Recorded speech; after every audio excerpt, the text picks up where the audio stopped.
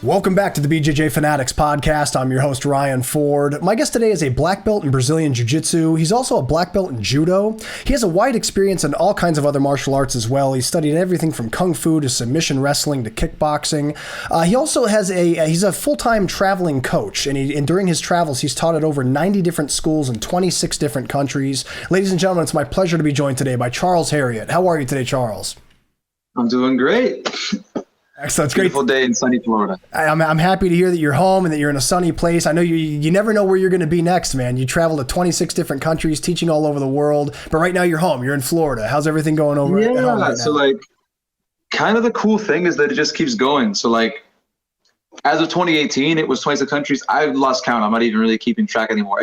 I enjoy the adventure side of it. And the cool thing is, no matter where you go on Earth, even if you don't speak the language, there's something familiar, right? Like I've taken jiu-jitsu classes in German, in Chinese, in Japanese, and even if you don't speak the language, you still kind of know what's going on. Okay, this is the warm-up part. They're doing technique. Let's squint really hard and see if I know what's going on without the language. And you can still learn. It's really kind of cool that despite the cultural differences all over the world, that this one kind of cutout is still pretty similar, right? There'll be differences, whether it's a gi-heavy school, no gi-heavy school, competition school, laid-back school, straight-edge school, stoner school. Everything kind of has their different pieces, but it's still grappling. It's still jiu-jitsu, and that's kind of the cool thing that immediately people want to show you their talent. They want to show you their culture. They want to connect with you because despite all the differences, we can share this one common bond. Absolutely. And one of my favorite comparisons that people use with jiu-jitsu is comparing it to language. It really is a language within itself, man. Like no matter where you travel, we all have that commonality that we love the same thing, and across the board, it's grappling. So it works. There's not like certain things that one region will do that the other region doesn't. It's all spread pretty widely now. And if you do jiu-jitsu, you connect with jiu-jitsu people no matter where you're at. So that is really a cool thing about what we do. Charles, you have a very interesting story, man, and you live a really unique lifestyle that I think the listeners are going to really enjoy hearing about. But before we get to the life you live today, let's rewind just a little bit. Tell us about where you're from originally and what your life was like before you got into martial arts. Okay, well, not before martial arts, because I literally was born. I was born in 1986 in Florida, born and raised in South Florida. I actually, at the age of 3 and turning 4, I saw the Ninja Turtles movie, and I came home from that very first Ninja Turtles movie, and I learned and did my little children that ninjas started training at 4 years old, and I was about to turn 4, and I'm like, I can be a ninja. I was doing crappy cartwheels and kicks down the movie theater aisle, running around, and I told my dad I want to be a ninja. So at the age of 3 turning 4, he just found a random garage that had some dude teaching Taekwondo, and he just, hey, go do some stuff. And I have all the cutesy pictures of little microscopic me stepping on a board. Yeah. And then it's just been a constant in my life. So from there, from 3 to 6, I did Taekwondo. At the age of 6, the owner of my gym, his wife, he got married, and she said he needed to get a real job. So he sold the school to a karate guy and became a prison guard, because that was more of a real job. I'm sure that job gets real, huh? Yeah. I mean, it was very much a very stark contrast in lifestyle. And then I did American Kempo karate at that school from age 6 all the way to age 17. And then along the way there, our coach, after we got our kids black belt and then our adult black belt, kept on being curious. And so he'd bring in a guy who did Kali and Arnis, and I learned how to do a little bit of stick fighting. He'd bring in a guy who did kickboxing. So now we all want to, instead of doing point karate like we've been doing for years, we wanted to do kickboxing. And then a guy was doing Muay Thai. And so then now my shins hurt. So the whole way through, I was learning little bits. But then grappling came because of the UFC, and we had an MMA fighter who'd come in once or twice a year and show us a couple positions. And so we knew scarf hold and Keizakatami. And I remember, because I was the best grappler amongst the karate guys, and I had one move, just a headlock. I would just do a headlock, and I'd walk in circles like Homer Simpson and keep squeezing until I gave up. And I was the best at that. Every match, I had the same strategy. I'd be on my knees, or we'd start facing back to back, and I'd turn around and just headlock. And I would just do that every match. And I was the champion of my karate gym. And like, I am not, we didn't even call it grappling. We called it ground fighting. That was the language we used back then. And I thought I was amazing at grappling. And then I went away to college at 17, started breakdancing instead, because I didn't really fall in love with any martial arts up there at the time. And then I actually took a Tai Chi class at my university, because back then in UF, you could take Tai Chi classes as a thing. And in my Tai Chi class, there was a guy who was trying to open his own gym, and he drove me over to this random older guy's house who had his own martial art called the Universal Martial System, which was kind of like a proto MMA that he had kind of brought in things from all the arts that he had trained. And next thing you know, I'm learning a little bit of grappling with them. And then was like when things really got real for me was there was a MMA fight team in University of Florida, not at the university, but in the town, called F2. And I walk into F2 the first day, and they drop me in the cage with a professional fighter. The first day. like no warm-up, no class. They just, go fight. Let's see if you suck. Wow. Wow. And that was when I learned that the ground fighting I did was not actual grappling. Harsh lesson. That's incredible. Man, you get extra points for mentioning that Ninja Turtles is what led you to Jiu-Jitsu. Yeah. That's what led me to martial arts. That's like the life story that got me into grappling. Yeah. That's incredible. Before that, I was just kind of a pretty nerdy kid. Not really nerdy. Like I did sports, but like I was very academically like focused, because my family is Jamaican. So I'm the first generation of Americans in my family. I'm the second child. And so like cool. Jamaican culture has a lot of things it's known for, but like, unless you really know a Jamaican, you don't realize like Jamaican parents are like almost similar to like Asian parents with how seriously they take academics. Yeah. And so my mom was super serious about me being focused on school. So all of my love of martial arts and stuff along the way, she was very much tempering it with, yeah, but you need to be getting straight A's. And so like I was very much like in that avenue at the same time. And so as I shifted into all these various things, it was always kind of like a side piece with the thought that like I was going to go to college and be smart and have some sort of high paying job, doctor, lawyer, what have you. And Wow. so I kind of stayed on that path as I started jiu-jitsu. I didn't know what the hell I wanted to be. I ended up graduating University of Florida with a physics degree. Only reason I had a physics degree is because my advisor knew how lost I was. And he was like, no. It's like, well, I was like, you can't be undecided. You're not going to graduate. If you're undecided, you're going to be back here in 3 years with your scholarship running out, and like, you're not going to get a degree. Pick something. Wow. I liked physics in high school. Boom, you are now a physics major. Congratulations, get out of my office. That's awesome. That's incredible, man. I love it. So that's why I have a degree in physics. That's amazing, man. So let me ask you this. You mentioned that during college, you obviously became a physics major. Congratulations on that. Yeah. And then you also mentioned that you picked up breakdancing at that time, because at that time, there wasn't any, besides the Tai Chi class, there wasn't a lot of other martial arts you were particularly interested at that age. How did each of those paths impact the way you approach your jiu-jitsu? Like both the breakdancing and the physics side? Heavily, like having done like Bboying, which is what it's called by people that are part of the culture, or breakdancing for people who aren't, like, I can't think of anything that's helped me more in my grappling journey than that. For both the physical impact of, because of all the things I had done on the ground with the Bboying footwork, my balance was just very comfortable. So if someone elevates me or turns me over, like, I'm very happy. Oh, I'll just put my foot over here and regain my balance. I'm going to back step. Like, a lot of B-boy steps are literally jiu-jitsu moves, like the back step, the long step, weave passing, sit outs. Those are all in B-boying. Even the triangle is in our footwork. Like, the overlap between the two is crazy.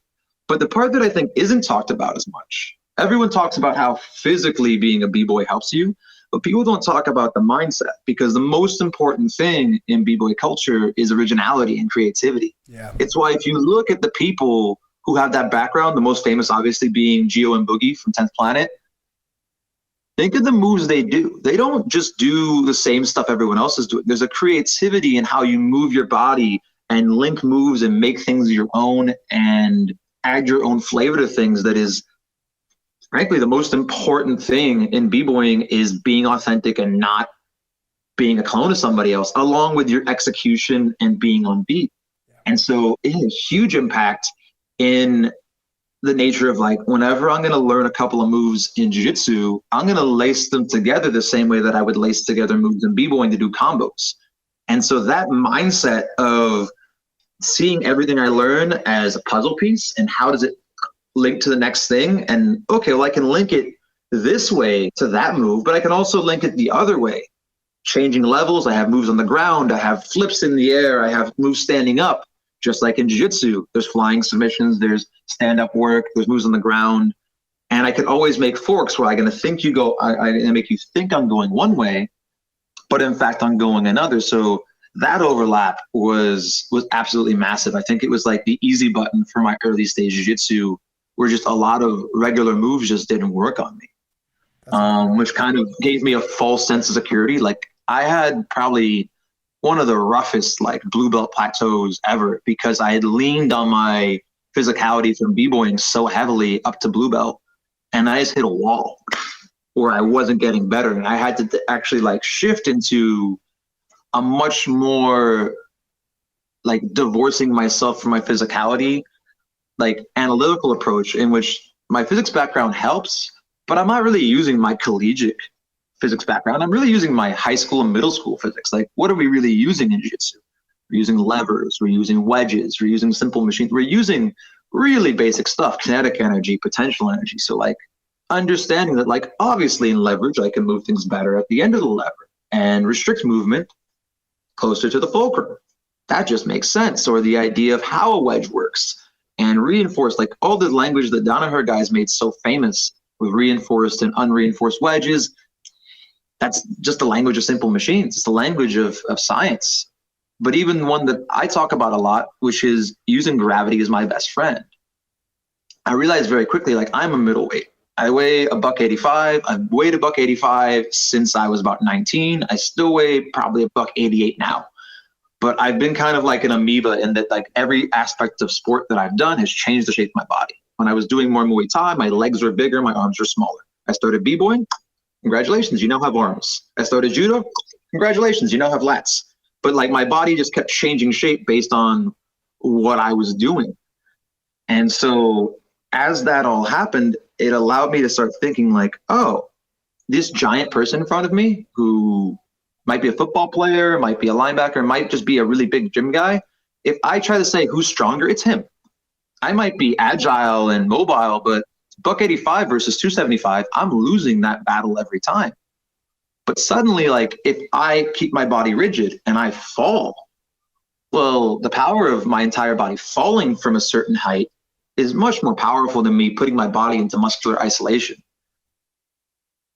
I started thinking about it in that way. Like every single time I used to have a get out of jail free card. I used to use a kip up from b-boying as like my ultimate, like I'm screwed escape. It was my last ditch Hail Mary escape. And I learned that like the more often I was leaning on my b-boying physicality, it usually meant I was losing. Or just that I was going to be exhausted. I might win this round, but I'm going to lose the next one at a tournament or even an open mat. And so that like, I kind of came up with this framework that like, whatever you have that's special, for me, it's my breakdancing background and some of my physicality. For you, it might be your flexibility, your speed. If you're giant, it might be your strength. I think of it like the super bar on a video game. Like we talked about Ninja Turtles, that old Ninja Turtles arcade game, you had your special. Whatever you use your special, you lost a little bit of life. Yeah. And so I started viewing my jiu-jitsu that way. And that really helped to help me break through that blue belt plateau. Because I was so close to quitting because like there was the guys I always beat and there's the guys that always beat me. And it just stayed that way. I wasn't getting any better. But then suddenly I'm like, all right, let's see what I can do. Because every time I won, like people get strong shamed, right? Like you're so strong, and it's that backhanded compliment. I used to get like, it's because you do that breakdancing shit. That was the reason. Like every time I won a match in the beginning, everyone would just wave their hands in the air. It's like, you're just doing that breakdancing bullshit. Like it doesn't count. Like Me, I'm good at jiu-jitsu, damn it, I'm trying. Well, there's anything that you're good at, though, any kind of attribute that you have can be used. Like, I know that a lot of times we think about the strength thing. Like, people say, oh, you're strong or whatever. But, man, the same thing can be said about someone that's fast. The same thing that can be said about someone that's flexible. So there's always something that someone's going to project on you if they're frustrated with a certain aspect of dealing with you as a person, you know? People with little feet. All you little feet people out there. No one likes you.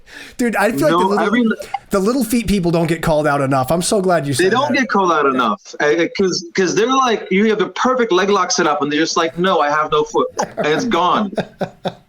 Little feet people, they need to get more of the memes pointed at them. They really do. They're flying under the radar, but we're gonna expose them, man. Yeah. You and me, Charles. I'm gonna bring them back into the radar. Whoever is making memes. You know, because jiu-jitsu, no jitsu, make a little foot person meme. Please. Let's go. We got to get these people. These people have been flying away under the radar for too long. Too long. Charles, let me ask you this, man. To bring things back to the breakdancing things, this is something I always I found really interesting. I have interviewed Boogie Martinez a couple times on the show over the years, and something that you both said that I found very interesting is that you mentioned that it's not just the physical movements of breakdancing; it's also the creative mindset behind it. And that's something that he said as well that I never really thought of. I also can see where if you come from a dance background, particularly a b-boy background, you have a more free, kind of playful approach to things. Like, it's not so rigid. It's not so you can be a little bit more exploratory with your movements. Have you found that you've found yourself into different techniques and positions that you otherwise might not have been in because of your background? Oh yeah, 100%. I don't know that I would say that, especially when I was newer to jiu-jitsu, that I was all that exploratory. Like, I was just as nervous about losing and like spazzy as any other white belt. I was just spazzy in a graceful way. So like I was still doing all the dumb things people do, like exploding in the wrong direction and doing dumb white belt stuff. I was just doing dumb white belt stuff that like happened to work, even though it shouldn't, even though it wasn't efficient and like usually a bad idea. But there's actually something that I remember I used to have a drill, I haven't done this in years, where one of my coach's friends came to the gym. And he taught gymnastic natural. And he taught like, it's kind of like this S-turn drill where you put your feet in an S and you shift back and forth. You might have seen it on like Jason Scalia shared it. Lots of people shared it. It's like one of the most basic gymnastic drills. But I put music on and I was like, I started trying to hit the beat with jiu-jitsu moves. And I realized like I could make the combos the same way I would in a b-boy situation for jiu-jitsu. And I also went both ways because I remember back when I first started doing jiu-jitsu, I was still dancing heavily. I mainly just dance at weddings or when people tell me that you can't b-boy, you can't dance. Like, yes, I can. Like, but I dance much less now than I used to. But back in my 20s and even my early 30s, I was dancing way more. And so I started taking jiu-jitsu moves and trying to integrate them into my b-boy style. And then same thing, taking b-boy moves and integrating into my jiu-jitsu. So the idea that you start looking at everything like, all right, last time I put my leg on my ankle, let's put my leg on my knee. Let's curl my leg around. Let's flex it the other way. And then suddenly you realize that instead of it just being, well, coach says 1, 2, 3, 4. Well, why does coach say that? Well, coach says 1, 2, 3, 4 because 1, 2, 3, 4 either A is how he was taught, or B, it's worked for him. But I'm not the same as my coach. Like I've had coaches that are smaller than me, bigger than me, overweight, ridiculously in shape. I'm not going to have the exact same game. Not to mention, despite the fact that everyone thinks that I'm flexible, unlike Boogie and Richie, I am not 10th planet flexible. I struggle to sit cross-legged comfortably. Like I'm very, very inflexible in my hips. Wow. And so I have to always cut angles to compensate for my lack of hip flexibility. I've been trying to improve it for years. I'm actually making some strides right now. That Knees Over Toes Guy program really helped my hip flexibility along with my knees when I tore my knee a few years back. But it's that kind of realization of like just breaking it down. And then like, it's funny how the breakdancing and the physics come both ways. Cause then I shift back into kind of like my scientific mindset. Like, let's break this down into all the possible things and then just try all of them. Right. So in any given situation, I can go forwards, backwards, left, right, up, down. But then I can also rotate about axes. I can rotate about the X, Y, and Z axes. So there we go. So now I can move along all those axes, or I can rotate about them. And then I can rotate and move, or move and rotate. And so suddenly the possibilities are endless. And then I get informed by kind of my jiu-jitsu guardrails, because there's certain things in jiu-jitsu that just get you killed, or they usually do. But I've always been curious, like, but why can't I do that? Anytime a coach would say, don't do this, I'd listen to them, but I'd want to know why. And if they never had a why, well, then I'm going to go experiment. I'm going to go do exactly what you told me not to do and see if I get bitten in the ass for it. Like, that's very much how I operate when it comes to experimentation in my jiu-jitsu. Like, I want to know, well, why is this a bad idea? I need to understand why. Almost sometimes to a fault, when some people like just do the damn technique. Like, I was not I guess in the very beginning, I was a good white belt student. But once I had a little bit of skill, I was the horrible student. Coach. But what if? You were the what if guy. You were the dreaded what if guy. And I've made my questions better as I've gotten better at jiu-jitsu. That's why you'll never see me shaming the what if guy. I'll entertain any question as long as it's coming from a genuine place. Because I recently was teaching a kids class, and this 13-year-old little boy was trolling me the whole class. And I didn't realize it until the end of class. He just kept on asking like more and more outlandish questions. I think at the end of class, he asked me what the word great meant. Oh, jeez. Oh man, that kid had you on the hook, huh? Because he wasn't getting what he wanted. I think he wanted me to freak out, and I kept just answering his questions. Yeah. In the beginning, he's like, what's a thigh? And I'm like, a thigh is the muscle right here on your leg. I pointed to it, and I just moved right on. So he never got the reaction. So he kept on making the questions crazier, hoping for a reaction. Because in the beginning, I'm like, oh, this kid doesn't speak English very well. I'm going to help. And at the end, the owner of the gym I was teaching at was like, no, Charles. Like, he was messing with you the whole time. Like he speaks English perfectly. Like, it's not that. Like, he was messing with you. And like, I'm generally so literal. Like, I won't freak out. I'll immediately go into teacher mode. Like, this poor kid. Like, I'm going to educate him on what the word great means. Yeah, he's 13, but now he knows great's just a little better than good. That's amazing. That's so awesome, man. Well, there's something else you said there earlier that I'd like to zoom in on. You mentioned that you had the worst blue belt plateau of all plateaus. So you said it was a really, really tough time for you. And I can relate, because I think my toughest one was probably purple personally, but I went through a bad one as a blue belt too. But I imagine that with you having both a creative and expressive mindset through breakdancing and through art, and a scientific mindset through your time spent as a physics major, I imagine that helped you probably piece your way through the plateau better than most. Do you feel that that's accurate?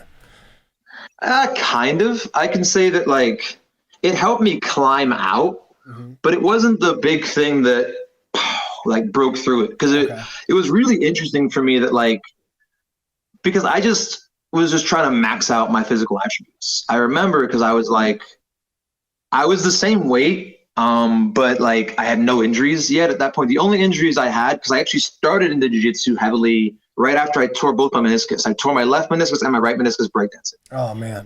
Both on like super easy moves. So like there's really dangerous moves in b-boying. I didn't hurt myself doing any of them. I hurt them doing the stupid stuff, right? It's like the scuba diver hurts himself in the bathtub. That's kind of how I felt. Wow. And so when I got into jiu-jitsu, I was still trying to get my body going, because I didn't have some of the restrictions I have now, because I've had like more serious injuries. Because honestly, in your knee, at least for me, my torn meniscus is on both my knee, or menisci, whichever it is, haven't held me back that much. I just got to the point where I could live with it. And so as I dove into it, what I realized was like, no matter how, I can't get faster, stronger, or whatever, like, that's not getting me anywhere. Like the people who can beat me, it doesn't matter that I'm faster or even stronger than them, or they might just be bigger than me. So I'm not stronger than them, but I'm faster. I'm just failing harder. Because my answer whenever I was failing back then was like, I'll just do it faster. I'll just the same like kind of naive approach that most of us take. I'm just too slow. Like you look inward at your own attributes when you're failing, instead of, because I decided I just can't play guard.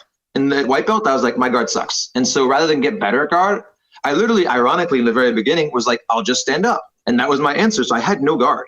I was technical stand-upping and driving into people the whole time and trying to wrestle people with no wrestling background. But I could move fast enough and land in funny enough angles because of my b-boying that I got people tired.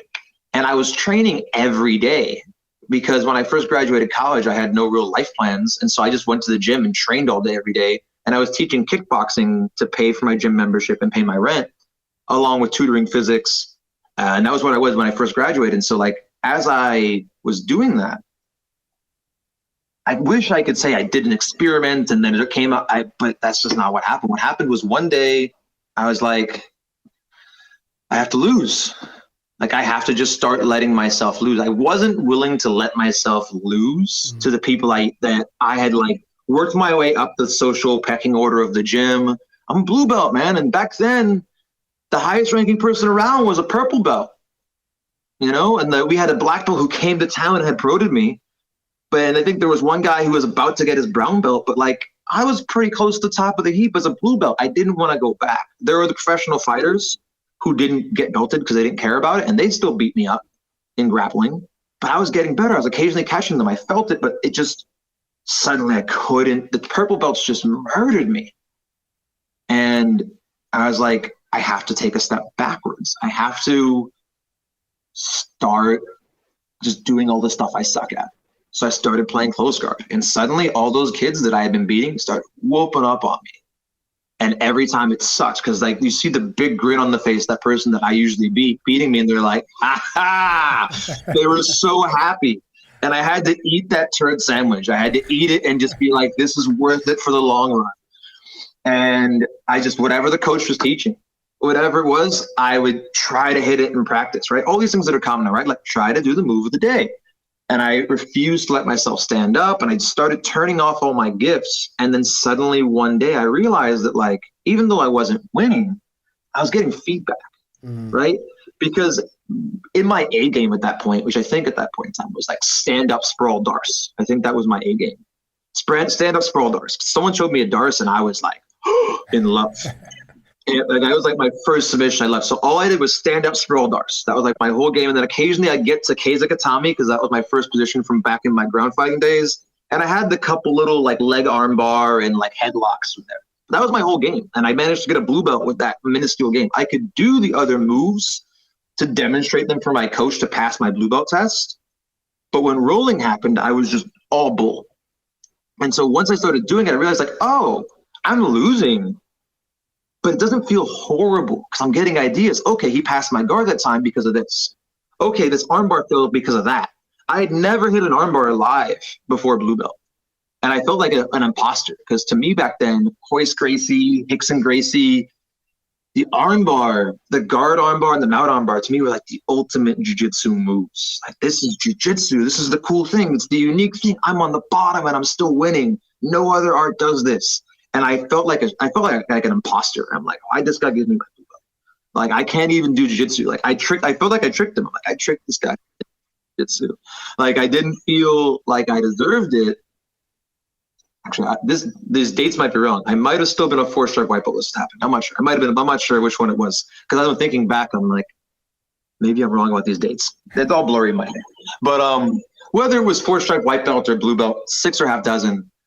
I started seeing that progress. And like once I started realizing that instead of setting the goal each round to win, setting the goal to just be a little better at something, I was off to the races. And it was so much more fun to try and make my jiu-jitsu look beautiful, like make it look like it's fake, which to this day is still my form of the best jiu-jitsu. The best jiu-jitsu is that someone thinks that your opponent like took a dive.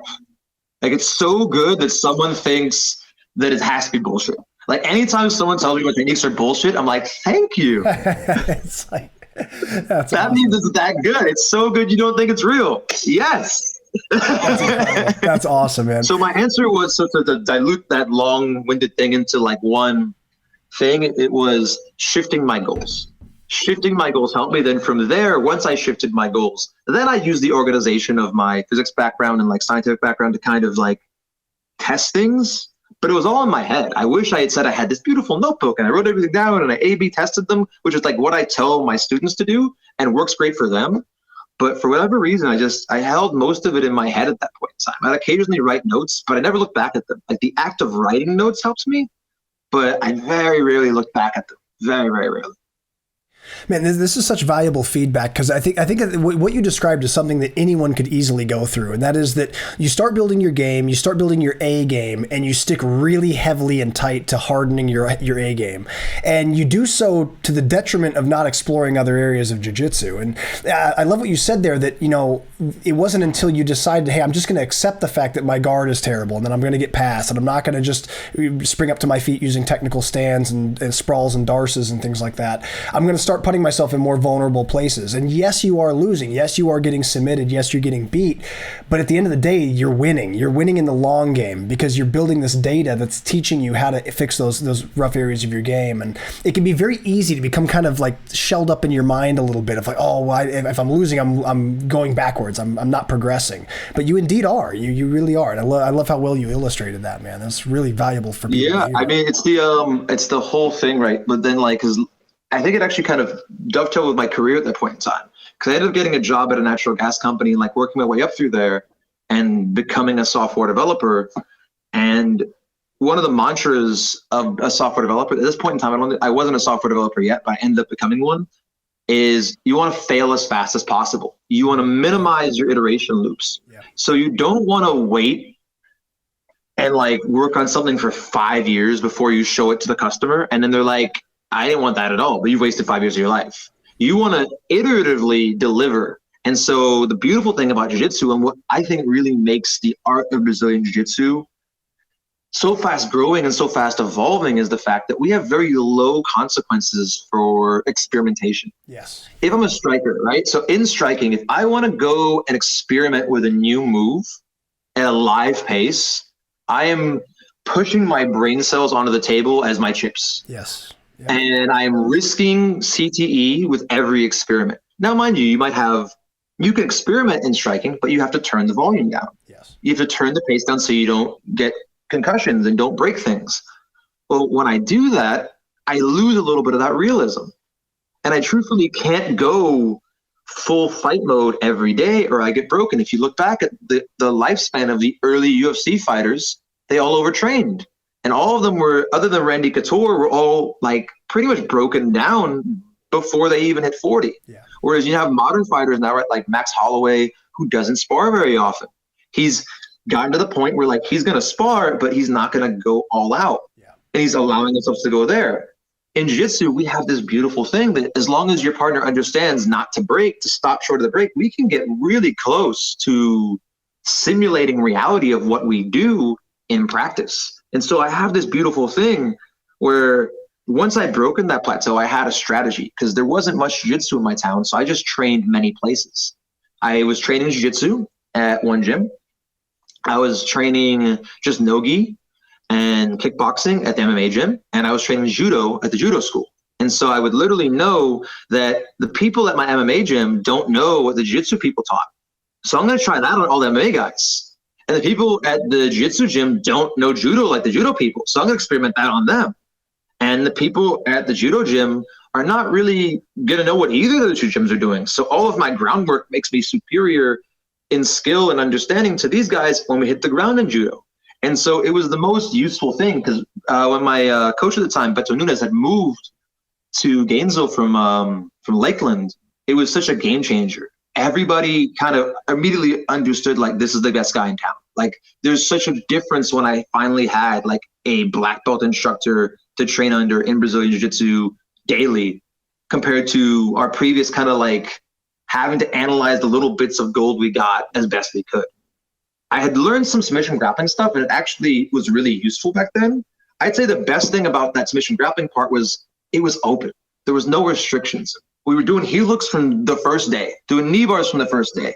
Now, was it dangerous? Yes. Was it the kind of environment where a lot of people would quit? Absolutely.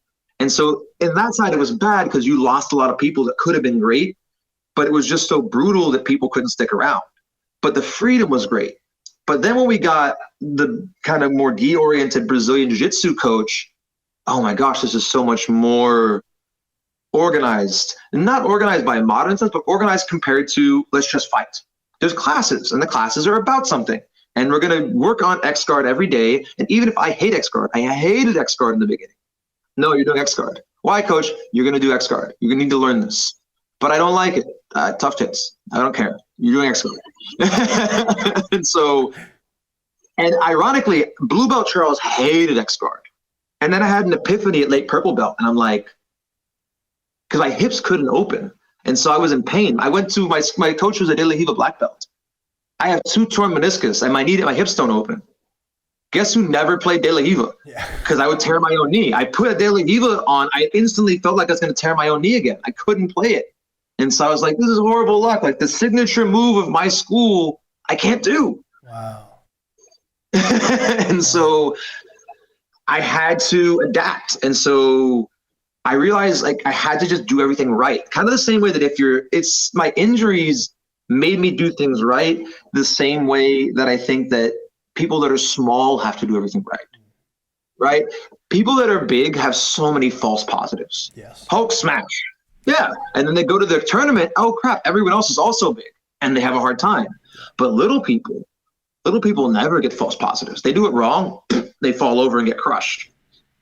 And so I think my injuries of my knees really helped me having to do things precisely. Because if I did it wrong, I felt the pressure in my knees immediately. I just stopped doing it. I had an epiphany at purple belt where like suddenly like, I fell back in love with leg locks at purple belt. And I was like, X guard is leg lock entries. Yeah. Suddenly I love X guard. All day, man. All day. You mentioned earlier the fact that you became a software engineer, and I wanted to make sure we zoom on that, because that leads to really the story of your life moving forward. You eventually, correct me if I'm wrong, you worked professionally for like 9 years, and then you decided to just walk away and travel to teach jiu-jitsu. And that's a really bold decision. Take us back to that time. What motivated you to make such a dramatic life change? It was interesting. So like, first off, I didn't ever want to be a business person. Like when I first graduated college, I had like a mild panic attack at the age of 21 during graduation commencement. To my left was my friend Harold, and to my right was one of my classmates who I no longer remember the name of.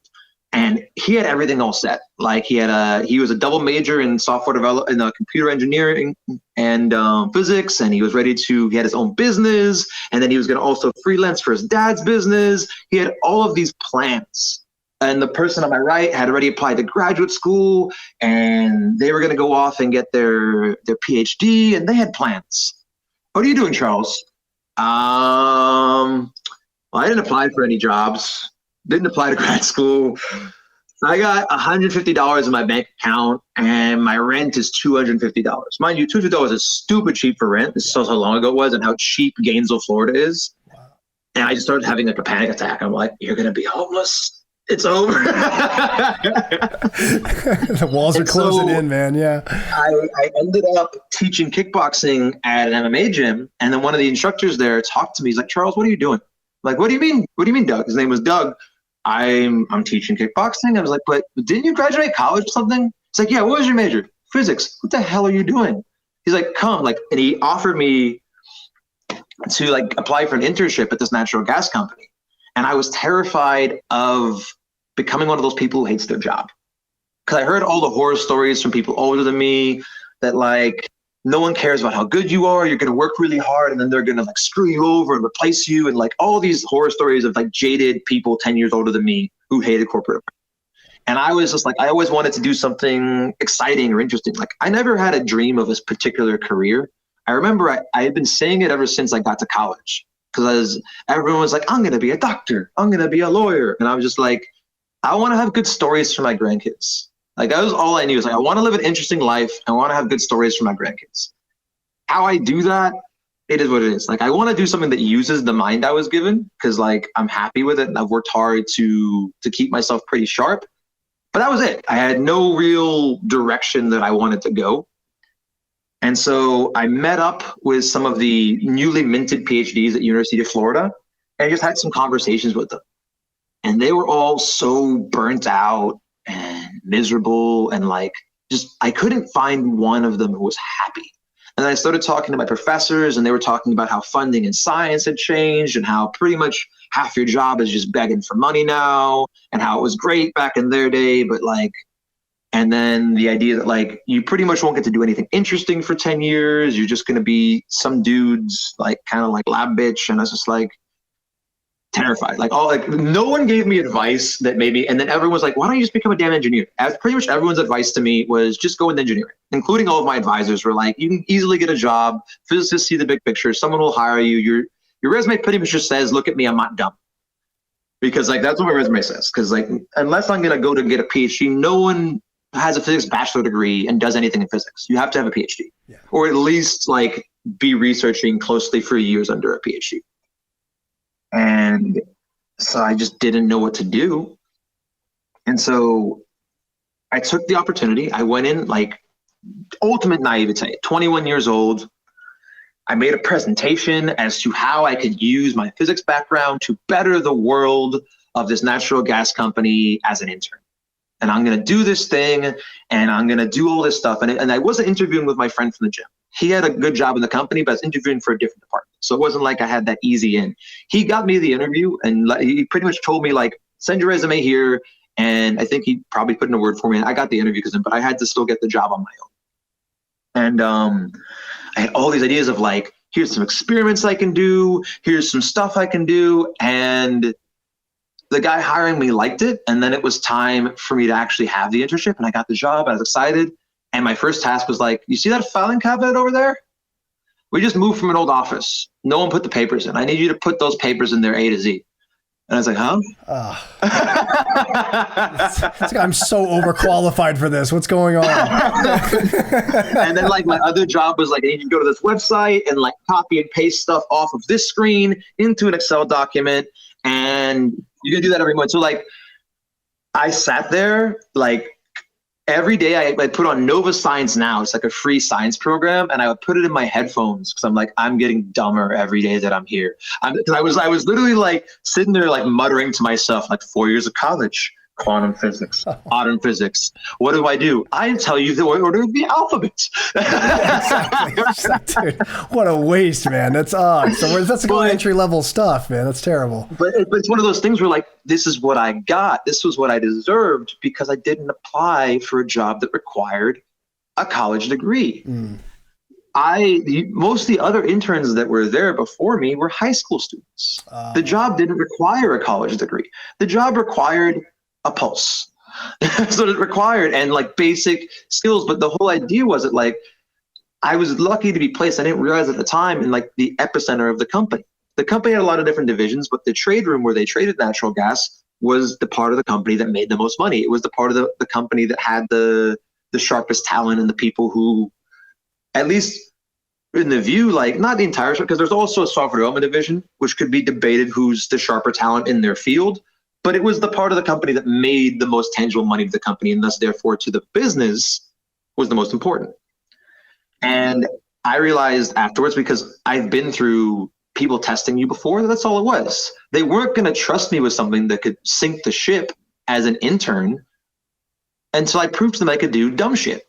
If you can't organize papers A to Z, why the hell am I going to let you make a decision that could sink this company? That's a very fair point. If you can't, you know, like, and the other thing was the menial stuff I was doing every morning taught me about the industry. I'm going in and getting the prices. Why am I getting the price? I'm getting the weather data. I'm getting the nuclear reactor information as to which nuclear reactors are up around the state of Florida. Well, why am I doing this? Well, suddenly I guess the energy production of different forms of energy around the state of Florida affect the demand for natural gas around the state of Florida and around Georgia and other places. And so like I learned about the industry. And granted, I didn't see that that's what they were doing at the time. I was just annoyed that they didn't appreciate my genius. I'm like, do you guys know how smart I am? Like, you're misusing me. Like, I was 21 and arrogant, and like I wasn't able to see what was going on. But I was still my mother's son, and so she taught me like, whatever you do, it doesn't matter. Just try your hardest and try to be the best at that thing. And so I decided to just be the best intern I could while keeping myself sane with audio of science stuff. And there was a guy who sat next to me who was a bit older, and he was going to retire soon, but he was kind of like the old legend who was kind of retiring in a position. He was the mentor to the guy who founded the company back when he was coming up. And he just kind of had this job to keep himself. He'd long retired. I talked to him about travel. He had seen the world. He had so many interesting stories, but he was going blind. He had these massive glasses that were so thick. He had his screen on like 1 million times magnification. And he didn't like working with computers. He didn't like Microsoft Excel. And so he was like struggling with his computer one day. It's like, it's not working. And I immediately like a ferret or something stuck in my head. Do you need any help? Like, I could help. And I didn't know shit, but I knew that figuring out his problem was so much more interesting than what I was doing. Because the paper filing project was an ongoing project. I didn't finish it in one day. Oh, and so every day I had my morning responsibilities, which was making what's called the report. It's like the trader report. I would get the basic data for the traders and then make a report and give it to them. And then after that, I had like kind of other tasks assigned throughout the day. But whenever I was bored, the rule was get back to filing that paper. So in my head, I'm like, if I finish filing this paper, I never have to file this stupid paper again. So for me, and there was a little bit of filing, but like I was like, let me get this filing thing done. So like I started getting really industrious, and once he let me help, that was my in.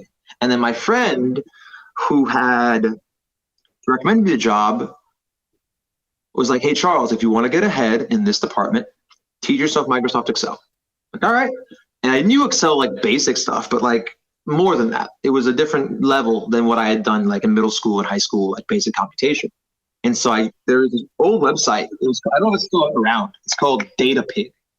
And it was this guy with the most annoying voice ever. It was nasally, and it was like the most like low quality. What year was this? I'm 21. This is 15 years ago. Like low quality audio, horrible, like grainy, like 8-bit resolution, garbage stuff. But he was brilliant. The content that he had was brilliant. All these little tricks, and I would watch his instructionals on Microsoft Excel and try to input it into my work. And the better work I did for that guy, the more work I got for other people around. So the other analysts, 'cause I was an intern, there were analysts, and then there were schedulers and traders. And that was the kind of organization of this department. And then over on the side, my friend was in the financial desk. And what he did was he managed all the risk, him and his one employee, who was the manager of that desk. And so anytime that someone was struggling or something, I was just constantly like, does anyone need help? I was so hungry for work. And this was the cool point when my friend was like, learn more about Excel. One of the lessons was about Excel automation and macros. And so I was like, wait a minute, I can write a script that does all the shit I hate doing. Yeah. Yep. And so same thing, I don't have to go to those websites every morning. I can write a web scraping script. And so I started automating all the pieces of my job that I hated. That's awesome. To the point where I'd be given a task that would usually take someone a day. And then I would just put my script to do it, and I get it done in a half an hour or an hour. And my boss would be like, how'd you do that? Like, this usually takes so-and-so this long. And I'm like, I don't know.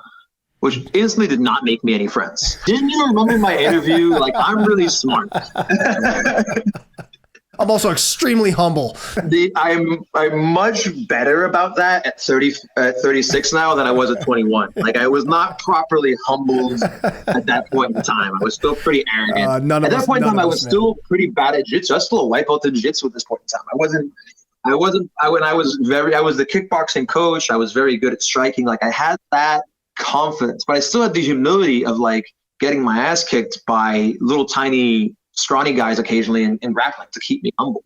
Yeah. From there, I taught myself Excel. I ended up getting a job, and kind of just every single time I used that automation model of figuring out ways to automate whatever my current job was. And I had really good mentorship from some of my friends in the company, both Doug was his name, and another friend of mine named Natty, who was actually my judo coach at the time.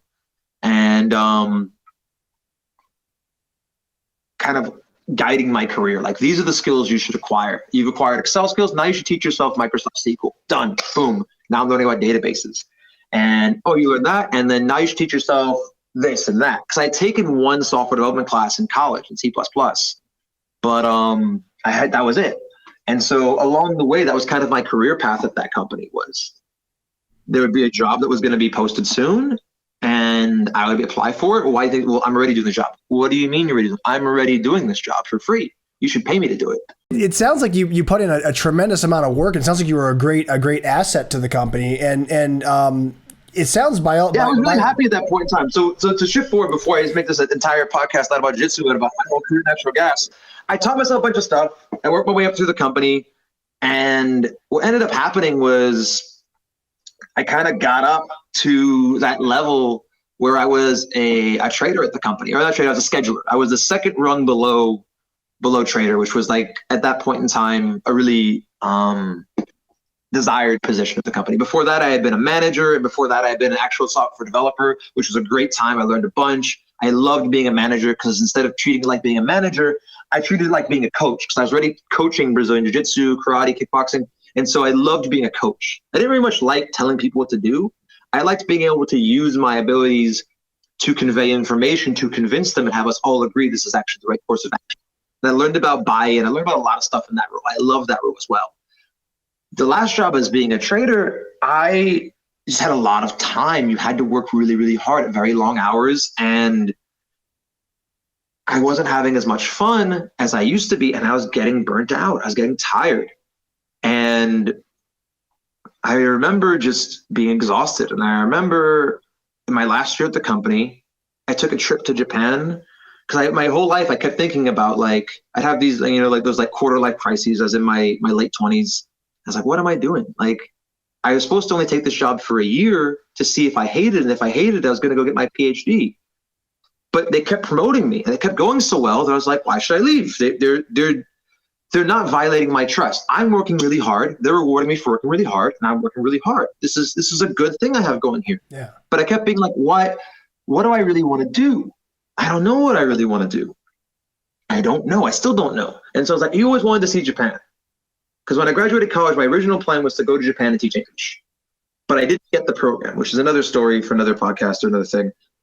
Let's go to Japan. I want to go to Japan. And one of my good friends from Bboying, the guy who taught me how to break, his name's Sean. He had moved to the Netherlands. And I'm like, cool, I'll go visit him. And then one of my other training partners had moved to England. And I knew him. I was like, boom, I know 3 people around the world. And go visit all of them. So I took my full week's vacation for the whole year at once. It's like 2.5 weeks because I'd saved up vacation. And I did a trip. And I went to Japan, England, the Netherlands, and then I came home. Wow. And what I realized, because at that point in time I was being paid very well. And I met people who were making like pennies compared to me, people who were making so much less money than me, but they were so happy. Like, just so like wondrous and joyous and happy. Yeah. With whatever they were doing, whether they were backpackers or even just like random people who were doing various things, or my friend in England who had been sleeping on the mats in England. His name is Alain Pozo. He's now the head of ZR team for the UK, I believe, maybe even more than that at this point. Wow. But he, before that, had been sleeping on the mats and like worked his way up from purple belt on the black belt, and now had an entire team. He, at that point in time, was still Carlson Gracie because they hadn't split over and joined the ZR team yet. But he ran a gym, and he had like people under him and black belts under him, and he had taken this jiu-jitsu thing so far, so much further than I had thought was possible. And he wasn't like being the usual thing, right? Like, he wasn't a world champion. He wasn't that guy who was just the Brazilian phenom. I mean, he was Brazilian, but he wasn't a world champion, and he had made such a great life for himself doing jiu-jitsu. It's like that kind of stuck in my head a little bit. And then my friend Sean, who had moved to Netherlands, I'm like, they've just seen the world. They've seen so many things, and like, with 2 weeks vacation a year, can I really do that? Wow. And so then, and like, it was affecting me. And then I actually I don't know if it was because of the Joe Rogan podcast or because of somebody else. I learned that there was a sensory deprivation tank in Tampa, Florida, in Ybor City. Ybor City is not necessarily it's an acquired taste. It's some people will say it's a spot. And so I went to Ybor City, and my plan for the day was I went by myself. I'm gonna go and I'm gonna get in the sensory deprivation tank, and then I'm gonna go to Jiu-Jitsu, and let's just see what happens. And at that point in time, my voice on my GPS was T-Pain, because ways back in the day you could get random voices. Yeah, I totally remember. And that. So my GPS to get there was T-Pain, and I loved it. Nice. So it was like, in a quarter of a mile, turn left, and I loved it. And so my whole way there, I'm loving my T-Pain navigation. And I get there, and I talk to the worker at the float tank, and like, have you done this before? I'm like, no. And they explained to me, they're like, I guess because a lot of people trip balls, and they were like, are you on any drugs? And I was like, no, I'm not on any drugs. I'm not. Like, are you sure? Okay, sure. And because I guess there's those signs saying that, like, don't trip balls in the tank. I think a lot of people do it anyway, but at that point in time, like, I was like, all right. And I take off all your clothes. I'm negatively buoyant. So this was actually my first time in my life floating. My whole life, I sink like a rock. Wow. I have like traumatic memories of being like 3 years old in the pool, and the swim coach is like, swim to me. And I'm just gurgling water, and they keep walking backwards, like breaking all my faith in humanity. Every time I'm about to grab this lady's arm, she takes a step backwards. I'm drinking the whole pool, and then like I try to float. No one, like, I've had this repeatedly in my life. Every time floating was required, I'd lose. At UF, you can't use the student pool unless you take a swim test. So I'm taking the swim test. It's all these girls and me. I'm the only guy, which I thought was cool at the time, but then I realized that all of them just float like nothing. Because like, generally speaking, right, women have higher body fat than men. Fat's lighter than muscle. They float. They're just having casual conversations. I'm treading water, about to die, like struggling. And I'm also there. I'm in college and dumb, and they're cute, and I'm trying to have a conversation while gargling water. I'm so bad at floating. I managed to pass the swim test, but like, it was such suffering. I get in the float tank. I'm floating. This is amazing. Yep. And that was so amazing to, like, for the first time in my life, like, actually experience floating. And it sounds like such a simple thing, but it was surreal to me, just the floating. And I haven't even gotten into, like, all right, I'm in a tank and it's all black. The first thing the guy said was, be careful, don't jump in there, because any motion you put's going to keep going on, and you want to kind of settle in the middle and float. And that's what's going to give you that experience of, like, no input and let your mind clear, and you do with it what you will. Well, I immediately forget that and slide in there and start bouncing around on the walls like a damn ping pong ball. And so first it takes me like 5 minutes to like stabilize myself. All right, I'm stable. All that pops into my head is T-Pain for about 10 minutes. Turn left. I'm like, I'm paying for an hour of this experience. Turn left. Shut up. And I'm having like an argument with myself. I'm trying to get T-Pain out of my head. And then about 15 minutes in, I finally get T-Pain to shut up. And I'm there. And I go through the experience, and it's really intense. And I don't see like aliens or anything or like that stuff, but like, it's that cool moment when you open and close your eyes, nothing changes because it's so black. And I managed to stop moving, and I'm relaxed. And my mind is just drifting. And I start like having epiphanies about my life, like just asking myself questions about like why I've been afraid, like why I haven't taken certain risks, why I haven't done certain things, like regrets seep in, like opportunities, things that have happened in my life socially, breakups to like all kinds of stuff just start flowing through my head. And when it's over, like I feel super relaxed. My whole body is kind of like just light. And I'm walking and I feel high. Like at this point in time, never really did drugs too frequently. I've been high a handful of times because I was always the kid who didn't do drugs around the kids who did, because I'm kind of strange. Like, I get along with people that are high really well. Like, I'm on that level. So like someone that's having a high thought, like I can zone right in with that. When someone's like, I'm there. I love those conversations, whether I'm high or not. And so like, I had never really done it other than like, and so like, but I had that feeling of just like, I'm definitely like just super relaxed. And I felt really strange and I couldn't put a picture on it, but like, it's time for jiu-jitsu now.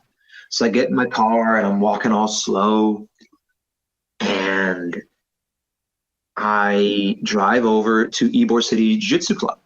The owner of the gym is two guys, Joey and Chris. At that point, I didn't know Chris. I knew Joey. Joey is one of my favorite people in jiu-jitsu. I call him, I don't know if he still has the same haircut, but he's a tiny guy. I call him Jiu-Jitsu Joe Dirt. He's got the most glorious mullet ever. He's like 120 pounds, but he's an absolute assassin. Just amazing jiu-jitsu. So clean, so good. I still use his arm triangle details to this day that I learned from him God knows how many years ago. But this guy, Chris, who's the other legend, I hadn't met him before. And so I say, hi, I'm Charles. Hi, I'm Chris. And we start small talking.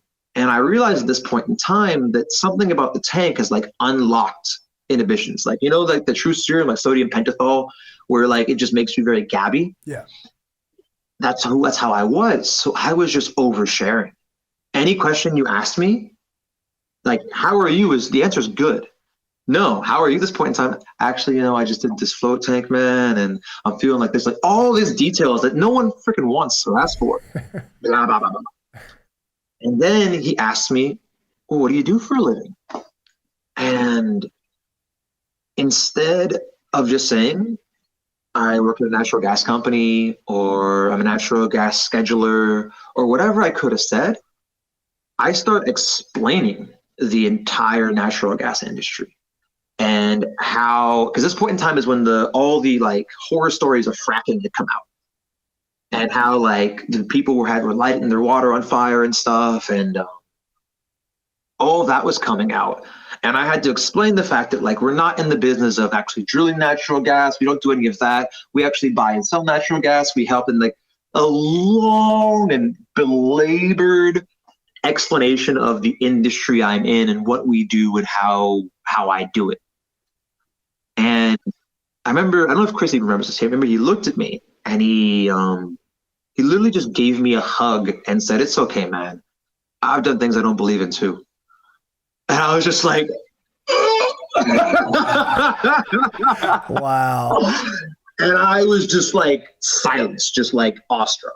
And then I had probably one of the best open mats I've ever had in my life. Everything was happening in slow motion. It was a gi open mat. And even though I like no gi a little better because of leg locks, it was like everything was happening in slow motion. As I was setting something up, I would just be like, I should move here. There's that choke there. And I get a tap, like so smooth, like everything. It was surreal, like how I felt like someone gave me the superpower from like Prince of Persia Sands of Time. Like I can slow things down and see the Matrix. It was still to this day the most flowy and beautiful open mat I've ever had. And so after the experience, I get back home and like I'm still doing my job. I'm still doing my thing. But about somewhere between, I guess, I have no idea, somewhere between 3 and 9 months after that, me and the company ended up breaking up. I say breaking up because the way that it was set up was that we both got together and decided that we shouldn't do this anymore. I can't talk much more about it because the way that like contracts work and stuff, you have to sign stuff. But in general, it was that like we had a mutual parting of ways. And then that wasn't what made me travel. So it wasn't even so much that I decided I wanted to travel and left the company. It was that me and the company broke up and now I'm faced with a choice. And one of my friends was the head of HR. And you get to do an exit interview when you leave the company. And she was talking to me and she was just like, well, what are you going to do now? And I said, like, I don't know, maybe I'll just, just travel around and do jiu-jitsu and just see what happens. Like, and I just said that to have an answer because, like, I didn't want a boring answer because my whole time I talked about traveling. I always loved traveling. I love jiu-jitsu. I had been competing a bit, trying to like make a little name for myself in the Florida scene. I won a couple of things, but like I always say, like I've won a bunch of stuff you don't care about. Like that's how I describe my competition record. Like I've won a bunch of stuff no one cares about. Like I've won some Nagas, some grappling industries, some new breeds, like a bunch of the tiny tournaments that everyone kind of circulates with, but I've never won anything big. My biggest accomplishment at that point in time is that I got to be on Metamorphs Challengers and I got second place to get the Metamorphs Challengers, and Ruben Alvarez beat me and he got to go on to the entire thing. Now in the end, I don't think he ever got paid for winning the whole thing, so yeah, maybe it was a blessing, I don't know. Yeah, but the whole thing, yeah. But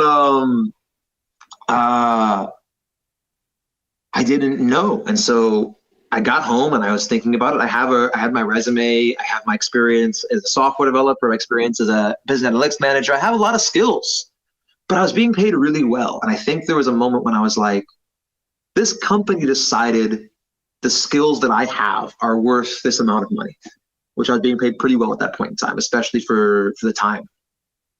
Well, if it's worth that much, like, why can't I hire me? Like, I wonder what I could do with my skills. Like, what can I do? Like, if I'm this valuable, like why am I so willing? And it's one of those times when all those quotes are going around, and I think one of those quotes was right, like, make your dreams a reality before someone pays you to make theirs a reality. Yeah. And I was just like, I wanted to at least take a shot at it. I wanted to take a shot at doing something for me, even though I had no idea what the hell that was. And the whole traveling thing's not great because I need stories for my grandkids. I don't have any. I have some stories, but I need grandchildren's stories. I need some interesting stuff to happen in my life. That's incredible. And so that was kind of what started it. And then I think, what was it? I don't even know how much longer. I think I got lucky that my friend in Japan, because actually I remember, fun sidetrack. When I was in Japan, a buddy of mine who I had taken Japanese classes with in college was a bartender in Roppongi. Roppongi is like one of the most like crazy party districts in Tokyo. And he had some food with me. He was like, hey, Charles, do you want to move to Japan and you can live on my couch and we're going to be the first people to mine Ethereum? And I thought about it. I'm like, but then I immediately thought about like, this is crazy. Like I had a good job. Things are going so well. I can't leave my good job and go do that. And at this point later on, this was a couple of years later, I had remembered him. And like, I remember I bought a little bit of crypto. And it was still pretty cheap, but it wasn't what it was before. He was doing amazing because he was literally, I think, if not the first, like one of the first 5 people on earth mining Ethereum.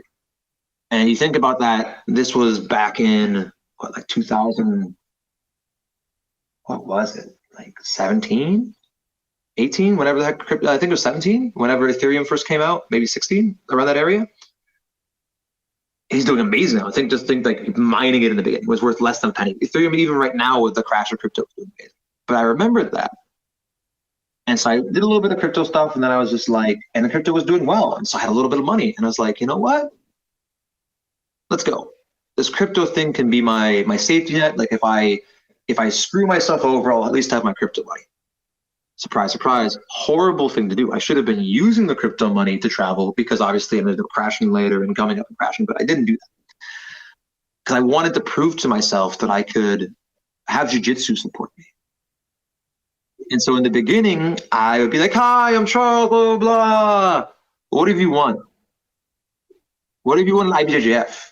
Well, I've never competed in IBJJF. No. Well, what have you won in IBJJF? Oh, I competed at Pans and I lost in the first round. No. And so I got a lot of no's. I taught, I think at this point in time, a couple of little seminars in Gainesville and one in Georgia. Before I left, though, I always have to be eternally thankful to a guy in Miami. He's Damian Maya Black. His name is Daniel Perez. Yeah, Before I left to travel, he let me do a seminar because I had been competing my ass off. And I actually had no one in my corner. I was down South Florida, and he just chose to jump in and be in my corner when they had a tournament. We had made friends. I had gone to open mat at his gym, met a lot of other cool people. I met so many cool people at his gym. And he's like, sure, Charles. He was the very first person. If you go to my Instagram, the very first post is me talking about the seminar I taught at his gym. Because I never had Instagram. I got Instagram for Jiu-Jitsu. I wasn't really big into social media. And that's my very first post was a thankful one. There's pictures of like my aunt and uncle who lived in Miami to support the seminar. My friend Hector, who had moved to Miami from Gainesville, came out to support the seminar. And like, it was such a big deal to me that like someone would actually like pay me to teach jiu-jitsu. Wow. And that like maybe this could work. And then I started traveling with it, and I got so many no's, especially once I left the area where I knew people. Who are you? Are you a world champion? That was the question I was going to ask. Are you a world champion? Like, what have you won? Yeah. And because I hadn't won anything, all I could do was say, okay, can I still come roll? And I would go to open mat, and I had my rule. This is what I always tell. This is the rule that I think you should live by if you're a jiu-jitsu traveler. 2 things, and really only one thing, unless you want to teach. If you want to make a reputation as a coach, you have to convince people of 2 things. 1, you don't suck at jiu-jitsu, and 2, you're not an asshole. But they really only care about 2. Like, if you're just a student, people don't care if you suck. They'll have people who suck at jiu-jitsu come to the gym. They want to help you get better. That's what jiu-jitsu is. Everyone wants to help everyone get better. But if you're an asshole or you're injuring people, they don't want you back. You're a liability now. No one wants to be around an asshole. And if you're an asshole, be a lovable asshole. We all know lovable assholes. They're a little bit of a prick, but you love them. So that's the only, but like, you don't want to be the asshole that like is dangerous. You don't want to be injuring people. You don't want to be punching people. You don't want to be causing drama in the gym. And so those were my 2 rules. And sure enough, I would go and roll. And in some of the places I went, my level was high enough because the level of jiu-jitsu in Florida is pretty high. It wasn't, at that point in time, the meccas were still, you know, San Francisco, San Diego, New York, obviously Rio. Those are but Miami's been strong, you know. Miami's a strong place. Tampa, even Florida was not even as strong as it is now, but it was something. And so by going through the crucible of training jiu-jitsu in Florida and competing in Florida, and especially like just trying, I realized that even though I'm not a big deal in Florida at that point in time, or at least I don't know if that was true or self-imposed, I didn't think I was a big deal. I didn't even ask anybody to teach seminars in Florida other than like really close friends as a favor, because I was like, why would they hire me when they can get Hobson Morris right here? Why would they hire me when they can get all of these Wagner Rocha, all these amazing people that are all around Florida? You know, I think Laborio was in Florida at the time. Marcelo Garcia was in Florida when I first started. Like, why the heck are you going to hire Charles? I was very, very heavy on the imposter syndrome. But once I left, I didn't have that. It's kind of like when you're awkward in high school and you go to college. Well, your high school friends aren't there anymore. You can kind of reinvent yourself. Yeah. And for me, that's what travel was. And so I'd go and I'd roll with people. And I made sure, like, I want to try and tap people out and show that I'm good, but I don't want to injure anybody. And I don't want to be a bully to anybody. And if someone has a problem, I'll always offer, like, hey, can I help you with anything? And I'll show them a little thing here or there. So now what have you learned? You learned that I haven't hurt your students. You learned that I'm a positive force on the mats. And apparently I've shown one of your students something, a thing or two. So maybe, just maybe, you might be interested in me coming back and showing something. That's really But cool. I already had the positive experience earlier from my friend Alan, who would let me teach a little mini class. I wasn't really like a seminar or anything. It was just like I was visiting, and he's like, hey, Charles, do you want to show a technique? He let me show a couple techniques. He let me teach a little bit. And that was immediately like, and this is back by my first trip I talked about. And once again, like, okay, I can hang. I got second place in the British Open on that first trip as well. Was it the British Open or the London Open? I don't remember. It was a tournament in Coventry. And like I Got second place in both weight class and absolute, like full on doing the Craig Jones thing before Craig Jones was doing. Been getting second place for years. That's awesome. But to me, it was still like, okay, I'm a brown belt and these people are really good and I'm doing well. And so that kind of parlayed. And then from there, I got little opportunities. I was able to teach at a gym in Taiwan, and I got recommended by that guy who taught me, Dan Reed, Danimal, recommended me to Christian Galgard, and then he gave me the sponsorship with Globetrotters, and then they started giving me like a couple of shorts and some t-shirts, and I thought I had made it. Someone gave me some shit for free. I have a sponsor. It's amazing. Sponsoring me, this guy. That was how it led to me eventually hooking up with BJJ Globetrotters, and then I started teaching at their camps, and then slowly but surely people wanted me to teach jiu-jitsu. And then even more recently now, I started getting more confidence actually like teaching more in Florida. I hadn't really done that much teaching in Florida outside of Daniel's gym and a couple others. Like this year, I've done way more instruction in Florida than I used to. I used to kind of had that Jesus mentality that was like, they love me everywhere but at home. Like I don't even know that it was true. I think once again, it's the imposter syndrome and like self-imposed restrictions. And I'm realizing more and more that like most of the stuff in my life that I thought I couldn't do, I just couldn't do it because I thought I couldn't do it. Like almost everything isn't as hard as you think. Like things that you think, everyone's like, Charles, how do you do this? Like it really isn't that hard. Like sit down, do the math of how much a plane ticket costs. Now find a cheaper one, because there's always a cheaper one. Like if you reduce your desire to go somewhere at a specific time or go to a specific place or go in the lap of luxury, you can go anywhere for almost nothing. There's always an off season. Every place on earth has a time that no one else wants to be there. And so guess what? You can go there. You go there for really cheap. I'm actually glad you said that. I'm actually glad you said that, because that's one of the main things I wanted to ask you about. So for a lot of people out there that want to globetrot in jiu-jitsu, they want to take maybe a sabbatical, or they want to take some time just to travel somewhere new and experience the jiu-jitsu community worldwide. What's the best way to do it? Like what are the specific places that you go to find the best tickets? Do you use a combination of like planes, trains, and Ubers? Like what's the formula? I try to Uber as little as possible, except for when I'm in Los Angeles, because Los Angeles, you just have to. There's not really good public transit there.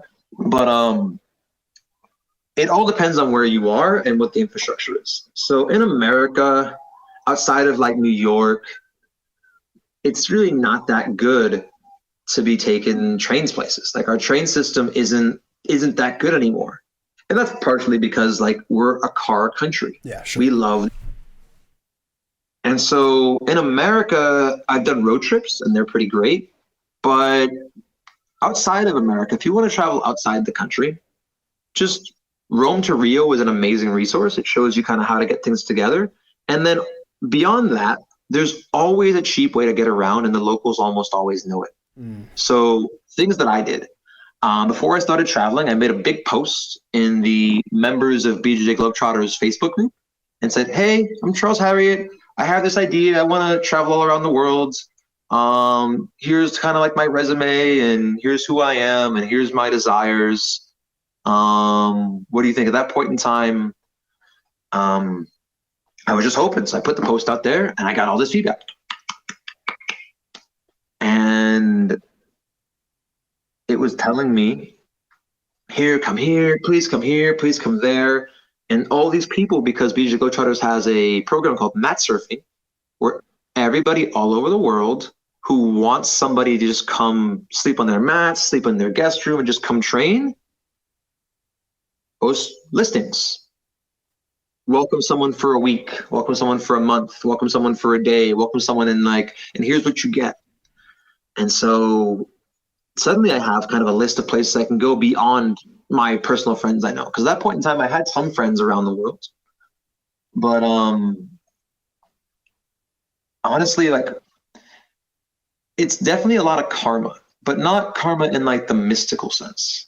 Karma in the sense of like, every time you interact with somebody, they know people and they know other people. And so the more that you have like a default setting of like not being a douchebag, the more you have a default setting of just being kind and just trying to give and trying to be open to things. Like, that's the biggest thing. People will want to help you. People will want to show you their town. Everybody is proud of something about their town. Either they love their town or they hate their town, but they're proud of something. Here's this pizza spot I love. Here are these gyros I love. Here is this flower that only blooms in this country. Here's this weird animal we have. Whatever it is. And that helped me get going with it. The way that I travel is that, generally speaking, I will go into skyscanner.com, which is the main one that I use. There's a couple of other ones that you can use, but Skyscanner was kind of the one that was easiest. You can use like Google is also good, but Skyscanner just happens to be my favorite. And you type in wherever the heck you are, and then the other one you put anywhere. And it'll tell you for that date, where's the cheapest place on earth to go. Wow. Or if I want to go somewhere in particular, well, then I'll put, I want to leave from here and I want to go there. And then I go to the calendar and I click any month. And it'll show me the best time to go there. Huh. I really, really want to go. So I started my trip off going to Hawaii. I got lucky at that point in time because my little sister was living in Hawaii because she had a job in Hawaii. And so I had a place to stay in Hawaii. But how am I going to get to Hawaii? I looked at the flights from Orlando to Hawaii and they were ridiculous. I'm like, well, that doesn't make sense. Then I looked and I saw, well, wait a minute. If I fly out of California to Hawaii on this one day, it's $95. And it's going to take me to Kona, which is where she lived at the time. Beautiful. Book that flight. Wow. And before that, but now then I looked, well, I want to go to Japan. I looked at flights from Kona to Japan. Horrible, ridiculous, terrible. Okay, I can't do that. Well then, wait, Hawaii's got lots of other islands. Let's look at the other islands. Honolulu to Japan, $125. That day only. Like a Wednesday at like 6 p.m. or 7 p.m. on a Wednesday. The next day, same flight, $800. Wow. And so got that flight. And so I'm constantly doing these little puddle jumpy, like weird things. And that was how I in the very beginning, how I used to travel. My first year of traveling, I was on the road about 9 months in 2018. In 2019, I was on the road about 10 months. Wow. Gee. Are you just living out of a backpack during this time, or like what's your living situation? So as I've traveled, it's kind of shifted. In the very beginning, I had a big backpack, like one of those big ones. But while I was traveling, they changed the aviation regulations that those big backpacks stopped counting as carry-ons. They were too big. Yeah. And so I used to always have a big backpack and a little backpack. And a little tiny backpack that I carried with a big backpack. Once that stopped being thing, I left that one at home and I shifted to a different backpack. And my family, because they love me, I generally don't want things. They're always like, what do you want for your birthday? And like, I don't want anything. I asked them, like, can I have a backpack? And there's this nomadic backpack. It's a really expensive backpack. And I was just like, I felt so guilty even asking for it. It's more than I would ever spend on a backpack. And like, I didn't really ask for it. I was just talking about it and my family was awesome. So instead of getting me gifts, they pulled together and got me this backpack, which has a lifetime warranty. And it's smaller, but it's organized in a way that I can fit all of my stuff. I can fit a gi here, some rash guards here. That was the other thing I stopped doing. In the beginning, I was traveling with 2 gis. And now I was traveling with 1 gi. And then I realized that almost everywhere, somebody's going to have a spare gi. I'm an A2. That's a common size. Now I just travel with my belt and no-gi stuff. Nice. And everyone is always, and I think everyone assumes it's because I don't like the gi. I don't have a problem with the gi. I just don't like gi laundry. The only problem I have in the gi is that you won't let me heel hook. It's really my only problem with the gi. I don't have any other problem with the gi. I like gi takedowns better. I like judo better than wrestling. I'm better at judo than wrestling. But if you get a gi dirty when you're traveling, you are carrying a massive, like, bowling ball of funk. Yeah, it's like an old sponge. Yeah. It's horrible. And I'm not always going to have time to let that gi dry. I had a great gi for it. I had this, the Warrior Cut. They don't make it anymore. The Origin Warrior Cut gi was the gi that I had. It's a great gi. I loved it.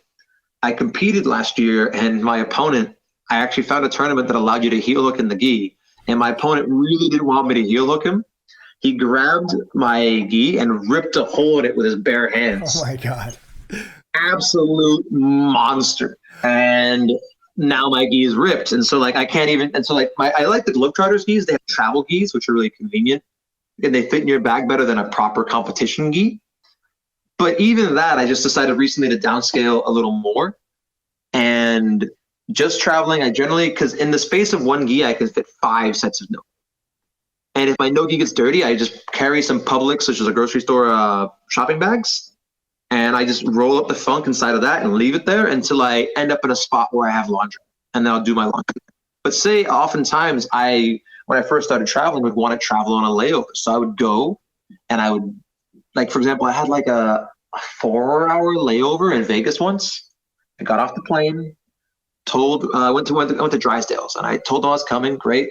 Got on the bus, drove out there, hopped in, took my class. One of the nice guys from the gym, his name was Henan Enrique, gave me a ride back to the airport, and I was out, back on my plane and continuing on.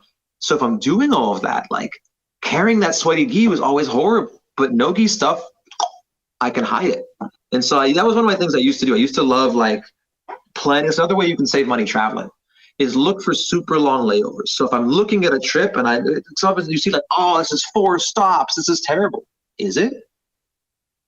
Look at where they'll figure out the coolest 2 or 3 stops. And now you got mini vacations in all those little spots. Yeah, that's a good point. And if it's overnight, well, time to cross-reference. Hey, BJJ Globetrotters, does anybody know somebody in Malta? Does anybody know somebody in wherever I happen to be? And if they do, great. I'll sleep on the mats. I've slept, like, I still remember my either my first or second year traveling. I slept on crash mats in the middle of winter in Montana, in the gym, in my full sweater. Like, oh my God. Like that was where I slept. And like, so it just makes it suddenly like I appreciate things. But even with all of that, I still like that better than staying in hotels. Because one of the things about traveling is that when you're in a hotel, 1, there's no laundry. 2, it gets real lonely. It gets real lonely in hotels. Like right now, I travel with my girlfriend, Natasha. When I first started traveling, my very first, I want to say like 4 months-ish, I was traveling with my then girlfriend. We ended up breaking up, and then I had years traveling alone. And I learned a lot about travel, contrasting those first 2 experiences. And the main thing that I learned was that whatever you bicker about traveling, it's not even important. And like shifting from trying to figure out whose fault it was, right? Because especially when you're first traveling, you're going to screw stuff up. You're going to miss a plane. You're going to miss a bus. You're going to go the wrong place. You're going to argue. Like it's going to happen when you're with someone 24/7. But at the end of the day, the problem that I had was being, Captain Logic, and we must figure out what is right. I was trying to get to the bottom of it. Let's analyze how this problem happened so we'll never make this mistake again. Meanwhile, when you just missed a plane, the person you're with who's just missed a plane, they don't want to talk about who screwed up, especially the chance that it might be them. And now you're and it could be me too, but it doesn't matter who fucked up. What matters is let's solve the problem, and shifting my focus from finding the culprit to just solving the problem. So now, like, I'm pretty unflappable when I travel. Like, I'll be pretty sad if I miss a seminar or something, which has happened due to flight delays, which sucked, but hasn't happened very often. But generally speaking, I try to leave myself buffers these days when I'm getting places so that I don't miss a seminar or something. But simply just being like, oh man, that's horrible. We're going to miss our plane. All right, let's open it up. Let's figure out when the next plane is. Let's talk to the people and get on your plane. Oh no, we missed a train. Like when I first started doing trains in Europe has amazing trains, by the way. So back to your original question of how do I travel? Trains are amazing in Europe as long as you book them ahead of time. If you try and book in most countries, it's different. Some countries have flat rates, but most of them have kind of like airplane pricing where you pay a lot less if you book the trains ahead of time. So if you're booking the trains ahead of time, they can be very affordable and they're really convenient. Like if you can afford it, trains are awesome. Like especially trains in places like Austria, the trains are amazing. Japan, the trains are amazing. Most of Europe has trains that are serviceable, but they're different degrees of on time. Austria and Japan have the two most on-time train schedules on earth, with Japan number one. Actually, Korea as well. Korea is pretty good like Japan. Those three. Germany has good trains, but not as good as Austria. And then, like, pretty much the warmer the weather, the crappier the train system. Like, as far as being on time. Like, Spanish trains, Italian trains, Greek trains are all going to be late, but they're pretty chill. Like, and so, like, I still like them. Just I factor into my scheduling that, like, this will not happen perfectly. Whereas, like, you can set your watch by the trains in Japan. They're pretty amazing. Wow. But buses, don't underestimate how, if you can handle being on a bus, Flixbus and other bus services in Europe are actually pretty great and really, really cheap. But not everyone wants to be on a bus. The bus will take longer, usually, than the train. And the train's almost always nicer than the bus.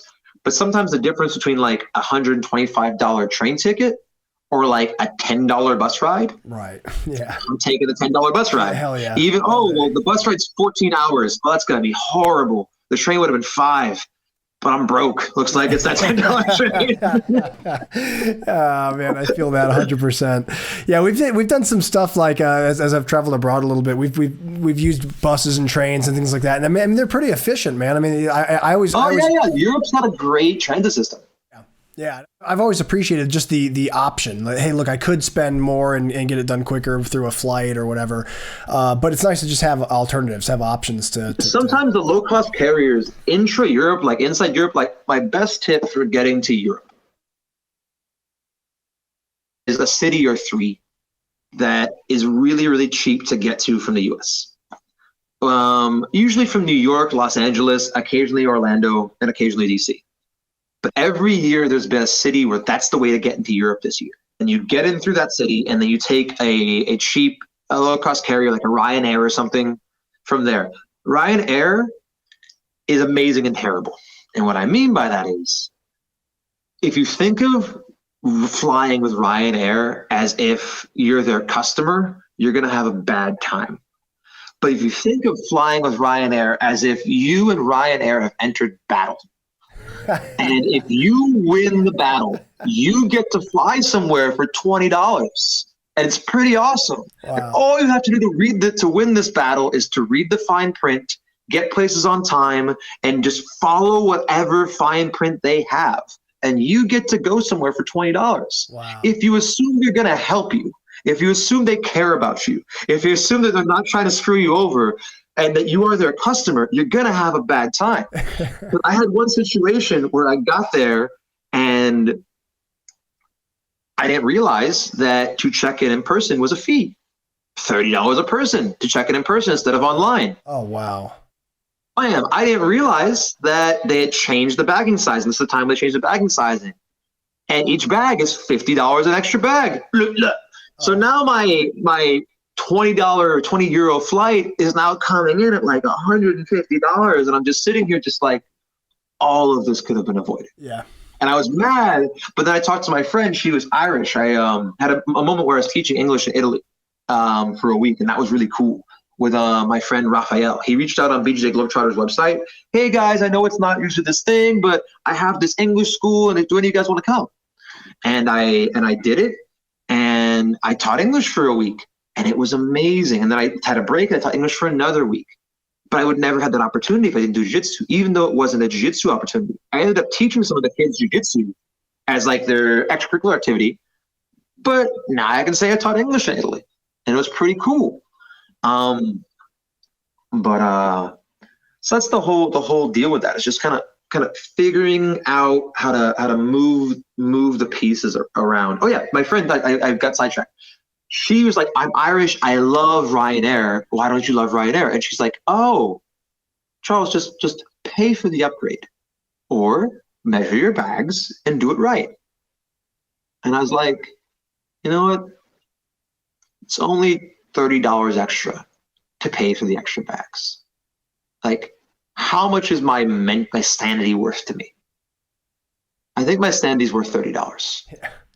Yeah, at least to not have that anger, because like when you're getting on a plane and your bag is clearly too big, you're just hoping they don't see. Yeah. You're sitting there trying to have your poker face on, holding your bag low by your butt, or like hiding it on your back and angling away so they never see the backpack that's behind you, like trying your best. The whole time you're sweating, like, are they going to notice? Are they going to notice? I'm going to have to pay them, because at the gate when you screw up, it's $80 because you tried to lie to them. Because if you do it when you're checking in, it's a little less. If you do it online, it's a little less. So they keep punishing you more. Which is why I said it's like a game. And if I had guile, like I'm entirely like too honest for my own good. So like I've met people who are really good at this. I've met people who just walk on through. Their bag's clearly too big, but no one questions them because they walk with an air of confidence. Yeah. My girlfriend Natasha, who I travel with, and she helps me. She's going to be my assistant on the instructional. She's amazing. She has this air of confidence. Natasha can walk past the line at a nightclub, and like she owns the place, and people will let her in. She has that presence, that confidence about her that says, I'm supposed to fucking be. Yeah. I'm not like that. I like that in jiu-jitsu because I love jiu-jitsu, but outside of the jiu-jitsu context, I'm walking in like, I hope they don't notice. I hope they don't know I'm not supposed to be here. Like, I'm so conspicuous. Like, I get randomly selected at like every airport. I just recently stopped getting so randomly selected because I'm older. But like in my 20s, I got randomly selected so often. And a piece of that was like, oh, Charles, you're brown and you have a beard. It's probably profiling. To an extent, it is. But also my anxiety doesn't help. Like my nervousness of because the thing is like, I was never anxious because I was a terrorist. I was anxious because I was trying to get on this plane with a bag that was a little too big. Yeah, right. But the TSA sees someone anxious and worried, and they're like, "Hey, come here." Why are you sweating so much? If you are like Natasha and you can work with confidence, by all means, like you can get away with having bags too big and save a lot of money. If you're like me, just pay the $30. Like I've started like obviously I'm not as cheap as I once was but like. The $30 is so worth it to me. Either my bag is small enough so I can confidently walk because my bag is small enough, or I pay the $30 for an extra bag. Like it's worth there's a point where it's like the old saying, right? My mom was really big on sayings growing up. She always had these little aphorisms. Anytime I did something dumb, like I would break my toys and she would say things like, well, she's Jamaican, so she has the Jamaican accent. Well, but I'm terrible. I can't speak patois. I'm the only one in my family who can't speak patois. So everybody else can speak like they're Bob Marley, except for me. I can't. They can turn it on and off. My mom would say things like, "You would mash iron," which means like you're such a destructive child, you'd break iron.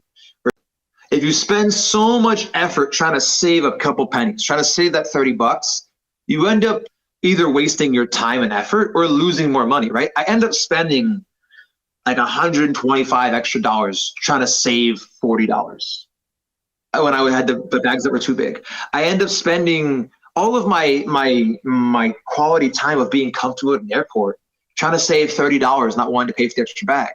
Now I just pay for the extra bag.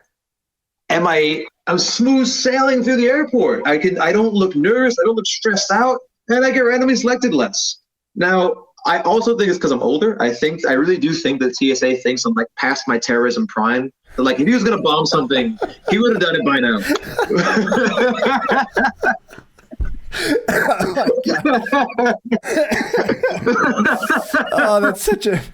I don't know if you should feel good about that or bad about that. It's just like you're getting older and you feel bad about getting older, but at least you're not. Yeah, but I don't get randomly selected anymore. Yeah, so exactly. You gotta take the good. I'm 36 now. I can't compete in jiu-jitsu as well as I used to, but I don't get randomly selected. So like it's a gift. You have to take the good how you can. So like that's my best recommendation. Like figure out your budget, figure out where you're going, put yourself out there on groups on Facebook or through the BJJ Globetrotters mat surfing. Members of BJJ Globetrotters is a great group. The BJJ Fanatics group is now kind of a group for that as well. There's a bunch of groups. The Jiu-Jitsu group, but the cool thing about the Globetrotters group is that it's super international. And so people really want to help. Like I said, people are proud of where they're from. Because of that, I had this awesome opportunity last year. Me and Natasha, we didn't plan our trip perfectly. We didn't really know where we were going to go. We're like, where are we going to go for a week? And this guy from Messina, Sicily, his name's Enrico, he commented on my post on Instagram. Once again, I said the only reason I have Instagram is jiu-jitsu. And he's like, I was talking to him, I was just like, where? He's like, dude, you should come to Sicily. I'm like, hey, are you serious? He's like, yeah, come to Sicily. And he hooked it up. Me and Natasha stayed at his house in Sicily, and he stayed with his girlfriend. So we even had like a private house. It was like 5 steps from the beach in this tiny town in Sicily that has a population of like less than 100 people. Wow. I would never in my whole life get a chance to even think of going to this town or getting to stay in an apartment, like in a police station, because he's a police officer, and like, I would never get it, even think that I could do that. And I got to have this thing. So I will highly recommend this as a random travel thing.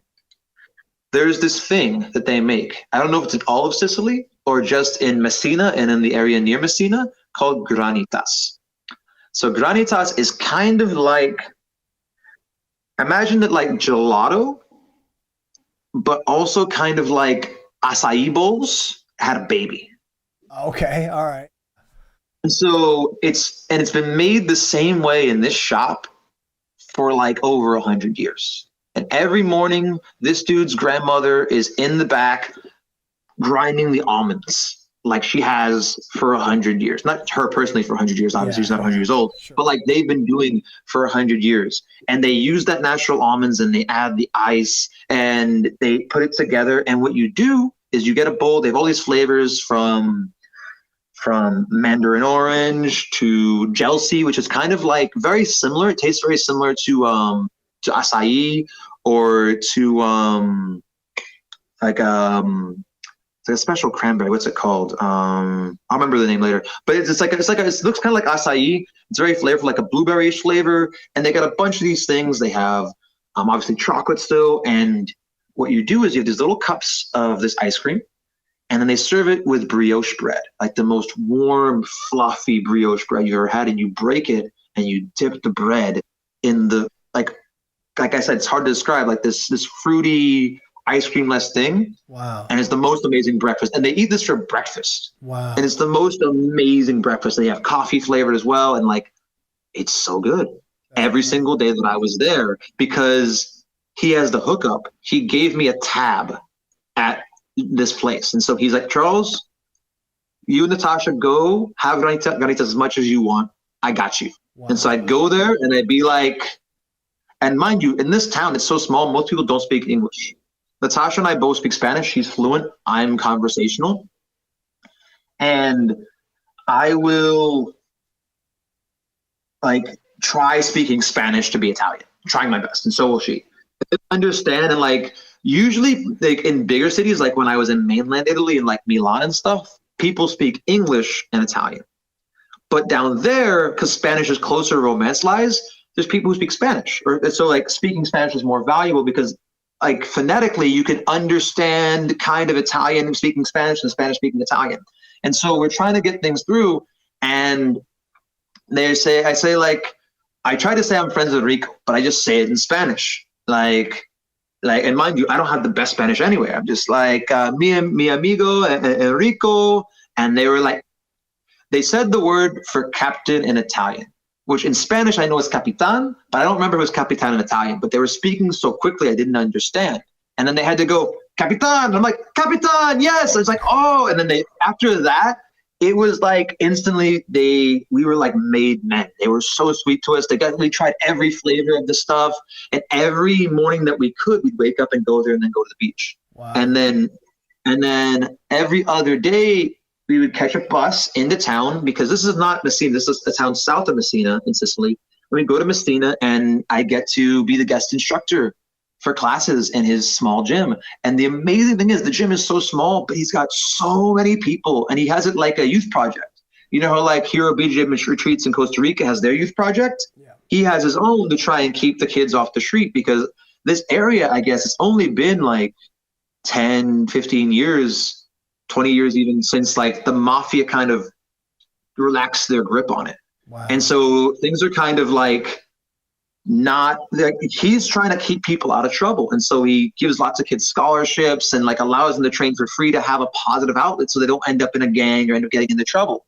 Because even though it's not like heavy mafia anymore, like any city, there's crime and there's gangs, right? Like no matter how good your city is, it has a little bit of crime, right? There's no place that's fully utopic. And he is able to, with this program, they were just the sweetest people. And like, I had him translating. And so I would be saying it in English and he would translate. When we were in smaller groups where people spoke English, then I could just speak English and it's fine, or try and speak Spanish and it was fine. But a few times, like especially when I'm getting in the nitty gritty of teaching, it was just better for either him or his girlfriend to translate for us. And the cool thing was, because the class was so big, we actually split it. And Natasha was working with this group of like 8 young Italian girls, young Sicilian girls. And like they were anywhere between the ages of like 13 and 21. And they loved her. And like she was like big sister. And she was able to relate to them better than I could, because obviously like I'm not a giant guy, but I'm a big muscular guy. And so like for them to see her, like, wait a minute, she's traveling the world too. She's helping him out. He respects her. She's able to talk and share her opinions as well. Like you could tell they were like, she became their hero immediately and she mentored them and helped them out. And it was really, really amazing to see like how just her being there and being able to be competent in her helping teach, because there's classes where she's just my uke and there's classes that we teach together, depending on the topic.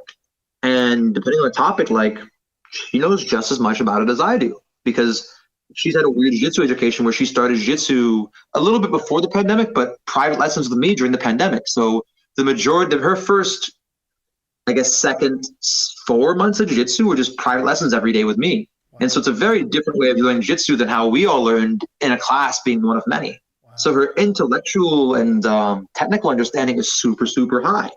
But in the beginning, she didn't have as much mat time as other people because you couldn't really roll in the pandemic very much, other than like the speakeasy jiu-jitsu. That experience was so great, but I would never have had that if it wasn't for just putting myself out there. Like, that's incredible.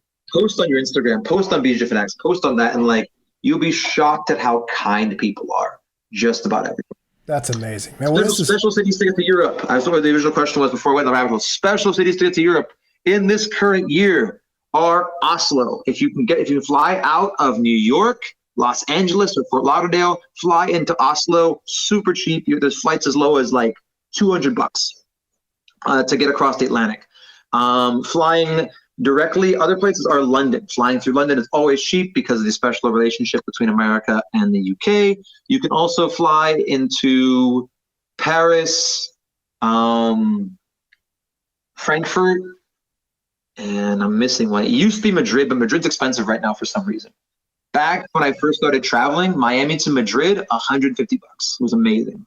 But that's over for some reason. For whatever reason, they decided, okay, we're good. We don't need you guys coming here for cheap anymore. But also other cheap airports to fly out of. If you want to fly within Europe, Vienna. Flying out of Vienna and Milan are amazingly cheap. Vienna, Milan, Hamburg. Those airports, super, super cheap getting around. You can occasionally get to, and in Netherlands, if you go to Netherlands, it's not Amsterdam, because Amsterdam's expensive. Eindhoven in Netherlands is a super cheap way to get in there. And the last one I would say is flying in through Portugal, because right now Portugal has it set up along with Iceland where they want layovers. So they have a bunch of flights where they're set up where you have 12 hours in either Reykjavik or Lisbon, and you get to have a mini trip. So I've only ever been to Portugal on layover.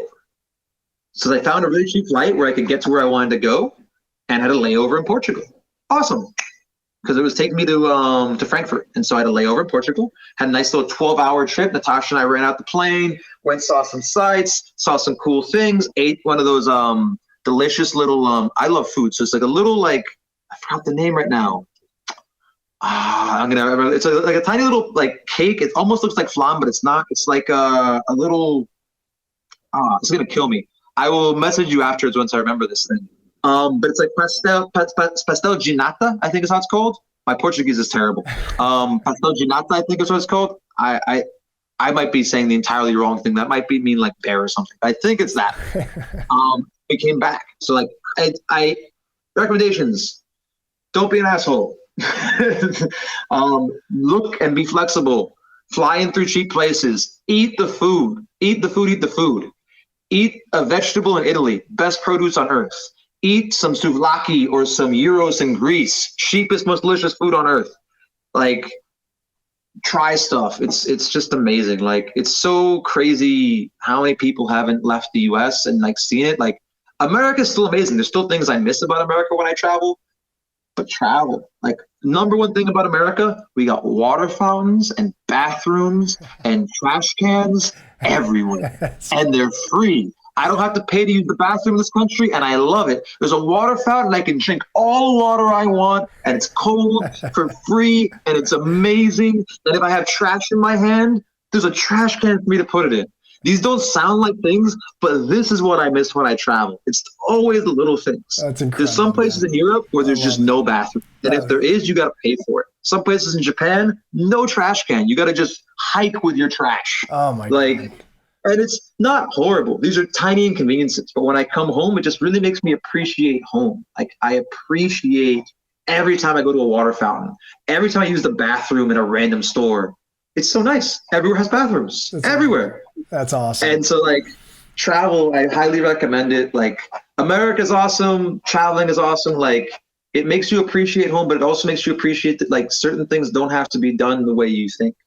Sure. And so, like, it really broadens your perspectives. It's incredible, man. Well, dude, I really appreciate you giving such a great breakdown of number one, the possibilities that through jiu-jitsu you can do this. Like, you can absolutely, you may not be a full-time year-round traveling instructor like Charles, but man, at the very least, you can take these sabbatical trips. You can take 2-week vacations and go to some incredible places and meet awesome people, and that this community globally of jiu-jitsu allows you to do that. And it really is awesome, man. So I appreciate you sharing your experiences with us. Coolest thing, because people are instantly on your team. They're instantly on your team. Oh, you do jiu-jitsu? Like, anytime in an airport, I see some cauliflower ears or like our jiu-jitsu t-shirt, like, I kind of want to talk to them. Like, we were in line. I saw this dude and his girlfriend. They both had cauliflower ears. I'm like, there's no way they'll do jiu-jitsu. They were a little brown like me. I'm like, they might be Brazilian. I don't know. They definitely do jiu-jitsu. I'm looking at them like, anytime, or like you'll see somebody, because cauliflower ear might be a wrestler. But when you see the guy and the girl, usually it's jiu-jitsu. But everyone's just so, like, not to say that there's no like douchebags. Like, douchebags are just everywhere. Every country has their douchebags. But the ratio of like unpleasant experiences to amazing ones, it's just not even close. It's incredible. Not even close, the amount of good that there is. Charles, I'll tell you what, man, we've reached about the point of the show where I typically play a game with my guests. This is a game called the Pummel. Oh, games. Yeah, so What's it called? It's called the Pummel.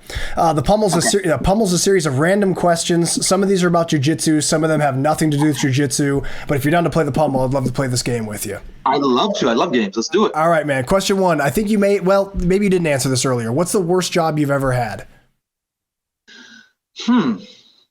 I don't know. Like, actually, let me think.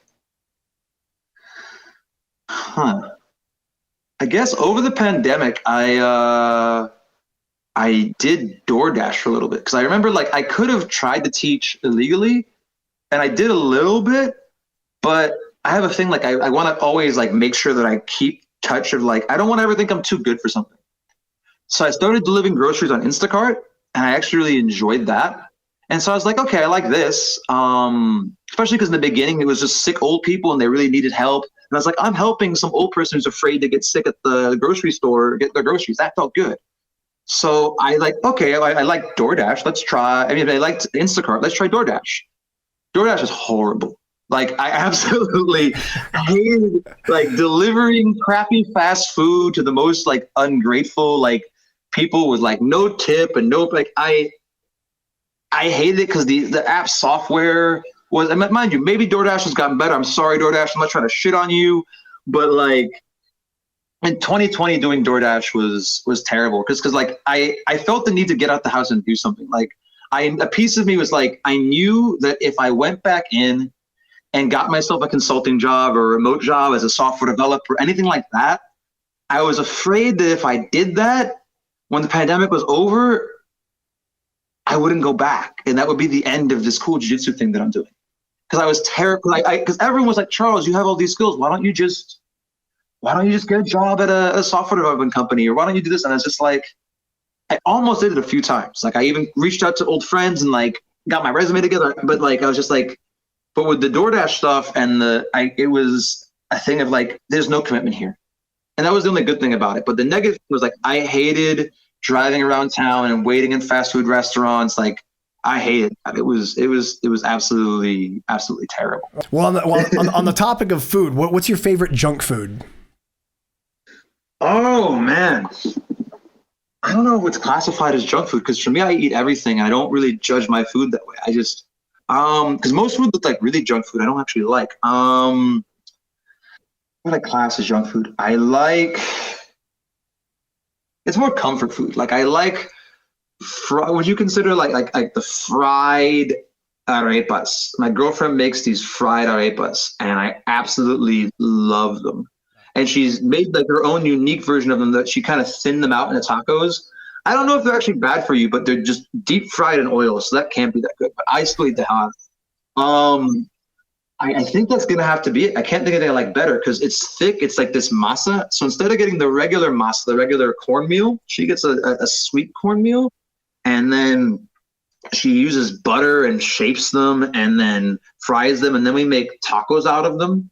Or actually, once what we did, I made Japanese golden curry, and I stuffed the golden curry inside of the arepa, and so it was like curry buns.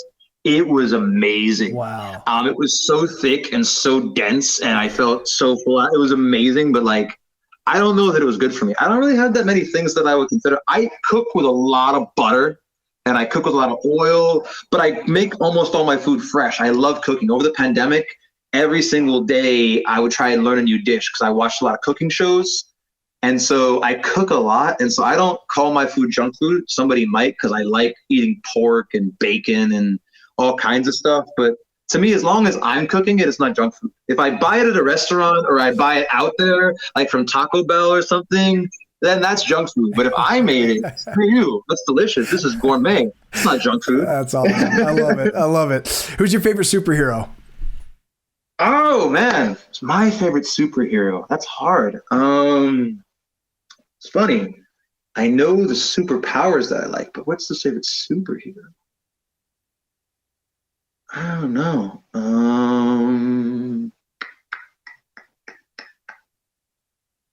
Well, I'll tell you what. Why don't we stick with superpower? If you could pick your favorite superpower, I can give you. It's very specific. Yeah, and I'll think about the superhero. Okay, cool. My superpower, I've thought about this for a long time, is the ability to heal from any injury in 2 weeks. That's a good one. And here's why. That's good. Because if I'm too powerful, then life's not fun. I thought about it. Like, if I can heal anything instantly, then there's no consequences. Yes. Then there's no risk. There's no danger. There's no anything. And I thought about, like, what if I'm invincible? Well, then I love doing jiu-jitsu. If I'm invincible, jiu-jitsu's not fucking fun anymore, is it? Yeah. I'll just beat everybody. I can just break my arm. I don't care. I'm invincible. Right. Like, but if it heals in 2 weeks, then I still have to go through the pain. It still hurts. I still have consequences for my actions. Yeah. And so I can still enjoy jiu-jitsu. I can still enjoy kickboxing and karate and all these things I love. I can still die, so I don't lose my mind being immortal. Like, I love that idea of being able to heal an injury in 2 weeks, because I can take risks, but there's still stakes. For superhero, I'm going to say a tie between, I always like Spider-Man because he's awkward and brilliant, but like is very clever and funny and witty and has a moral compass and goes through some real sticky situations and things. But the aesthetic, the one that I probably enjoyed watching the most growing up was Static Shock, just because I thought that like he was drawn so cool and had like he could make the little like trash can lid float and he surfed on it. I enjoyed it, though I think that like I really enjoyed that. But probably I definitely like, Spider-Man or Static Shock are probably the two superheroes. And oddly, they don't have the power that I'm talking about, because all the superheroes that have healing powers tend to be a bit fucking nuts. Like, I love Deadpool and Wolverine, but like they're hilarious, but they're definitely assholes. And like, I'm too much of a nice guy. Like, I'm not that guy. I'd love to like have those teeth and be able to be that guy and like look myself in the mirror, but like I'm too guilty for that shit. Like, I like making people happy.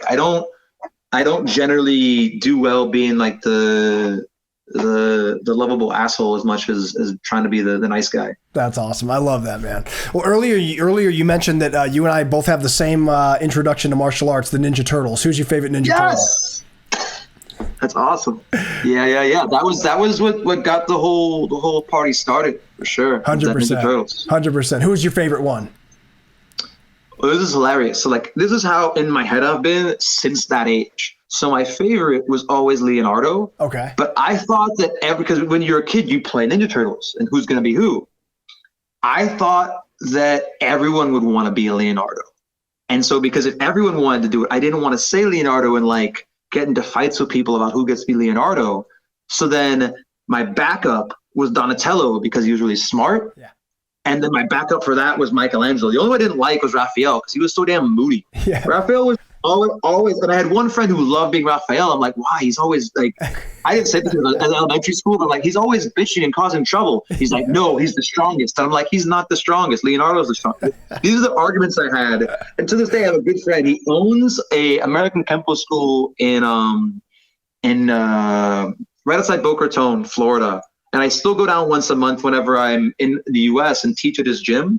And we still will occasionally have the argument about like, he still loves Raphael and I still love Leonardo.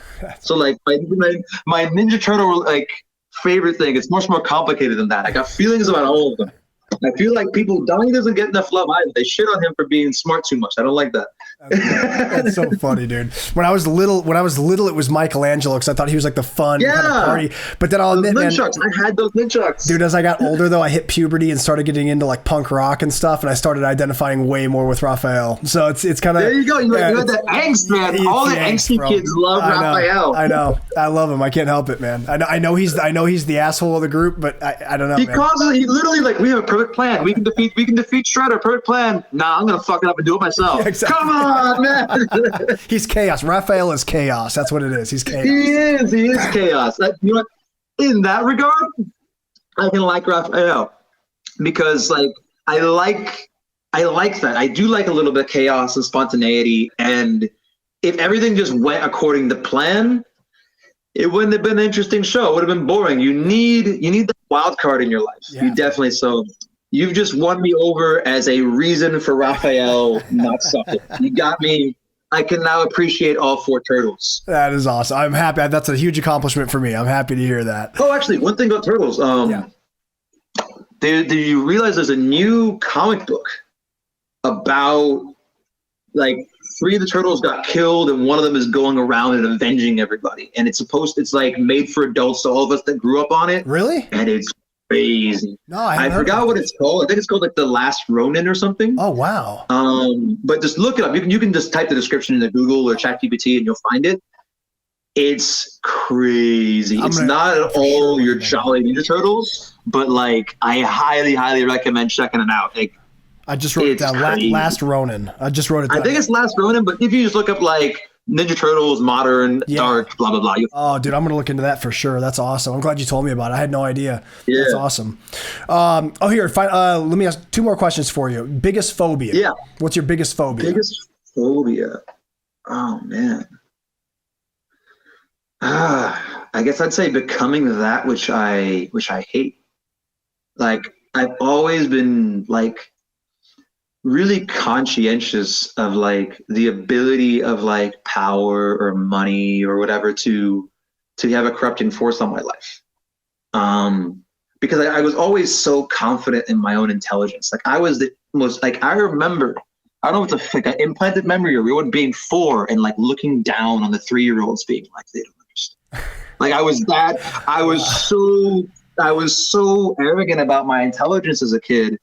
And I saw by the time I was a teenager how like that could go off the rails. I saw like I never liked the bullies. I never liked the cocky people. I never liked the people who like took advantage of others. But I was fully aware that like in my quest for competence and strength that I could become those people. Like the same thing with like when I had a high paying job. When I was broke, I always felt some kind of way about being looked down upon. And when I started making a lot of money, I wasn't looked down upon, but I got out of touch for a second there. And I was I was doing the stuff that I used to hate. And so I always try and check in myself, like, are you becoming that which you loathe or despise? And so like, that's my greatest fear is like, you know, like that old saying, like, you die a hero or you live long enough to see yourself become the villain. Like my biggest fear is like living long enough to see myself become that which younger me would not recognize. And like, that's to me like more terrifying than a fucking snake or anything like that. Like wow. becoming something that is unrecognizable. And so like, and no one is immune to it. I used to, like, when I learned about propaganda in high school or middle school, whatever it was, I was like, these stupid people. And then I was served propaganda and believed it. And I was like, oh shit. Like, like even me with all of my supposed intelligence, like, can have that happen. So like that, like I kept like having these things in my life to try and humble myself and like keep myself under wraps, like stop, like kill the arrogance. Like I don't ever want to think too highly of myself. I don't want to be self-deprecating to the point, but like I got to keep myself under wraps so I don't become insufferable. Because like I've been around those people where like their head's just huge or like they're flexing their money at all time, like, and it's just too much for me. I don't like being around those people. Wow. And so I don't want to become that. Same way that I don't want to become heartless, right? Like I don't want to become that person where someone's telling me their problems. I don't give a shit. Like there's so many dimensions of being where like I'm kind of guided by like, don't want to be that. Like I don't know the same things. Like I don't know what I want to do with my life, but I think I know a little better now, but I know what I don't want to do. I know that I don't want my existence on earth to like be making it shittier for everybody else. Wow, that's a very deep answer, man. I appreciate that. That was very well thought out for sure. A final question for the pummel game, Charles. If a zombie apocalypse breaks out right now, what's the first thing you do? Oh man, shit. I don't know. Based upon all those movies, like I'm pretty screwed. Like I'm in Florida. I mean, I guess I would want to go somewhere rural to try and like wait it out. Like I was watching The Last of Us. There's that pretty like cool moment where that prepper guy. So if you haven't seen The Last of Us, like spoiler alert, like right. was able to like have like a nice life, isolated, like with a farm and stuff. But I don't have any of those skills. Like I'm not a farmer. I'd probably just die. Like I'd have to find someone who has skills. Like find a gun guy, find a farmer guy, and like be like, hey, I'm pretty smart at organizing stuff, and I have hand-to-hand combat skills. Like I know it's kind of useless now, but please, like, take me into your colony. Like I don't know. I don't know that I do very well. Maybe I should start prepping. I should start learning how to grow food and maybe learn how to shoot a gun pretty well. Like I don't have very many zombie apocalypse skills. I'm just holding on to the fact that this society thing works out. You know what though, man? I think you'd be okay. I think you'd be a good addition to a colony somewhere for sure. You could run jiu-jitsu classes. You could help them with their Excel sheets. Yeah, dude. Yeah, here's how you keep the teeth away. Maybe that'll be my pitch. I'll talk to Kent Peters about making my jiu-jitsu zombie proof. There you go. Exactly. And Charles, that was the final question for the pummel game. Congratulations, you win. You got your double underhooks. Hey! So, man, Charles, before we go, I want to make sure that I give some attention to your instructional that you filmed with us. You've got 2 of them. Actually, you've got a third, maybe even a 4th one on the way. I know you just got done filming in Boston. But the one I wanted to talk about today was Inversions 101. What inspired you to choose inversions for the subject of your second instructional with us? All right. So very good question. So like Inversions 101, the whole idea behind it was my first one was Leg Locks 101 and it did really well. So at that point in time, I took something that people were still kind of afraid of, right? Like the Kool-Aid hadn't fully been drank on leg locks being a thing. There was still lots of leg locks don't work. Lots of leg locks are too dangerous. And that was kind of my first in when I was traveling the world. I was teaching this little seminar called Leg Locks 101. And it was all about just helping people realize this thing they thought was so scary in leg locks wasn't so scary. In the case of inversions, I saw the same thing. People being like, you're going to hurt yourself. And then I saw how it was being taught. And I'm like, well, this is why you hurt yourself. If your only way of doing any move in jiu-jitsu is momentum, you're at risk.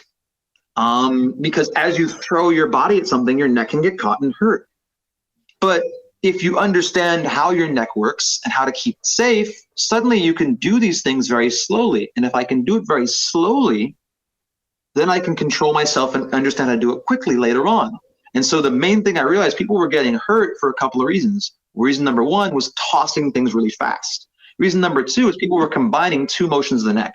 The neck generally moves three ways. You can say four, but I'm just going to stick with three for now. You can nod your head.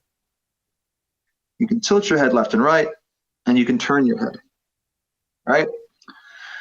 Anytime you do two at once, your neck's vulnerable. Think about whenever someone neck cranks you, they're never just pulling your head in one direction, right? If I just tilt my head, I'm pretty fine.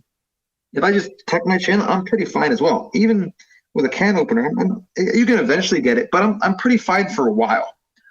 But when I turn my head and tilt my head, it gets real precarious, real risky.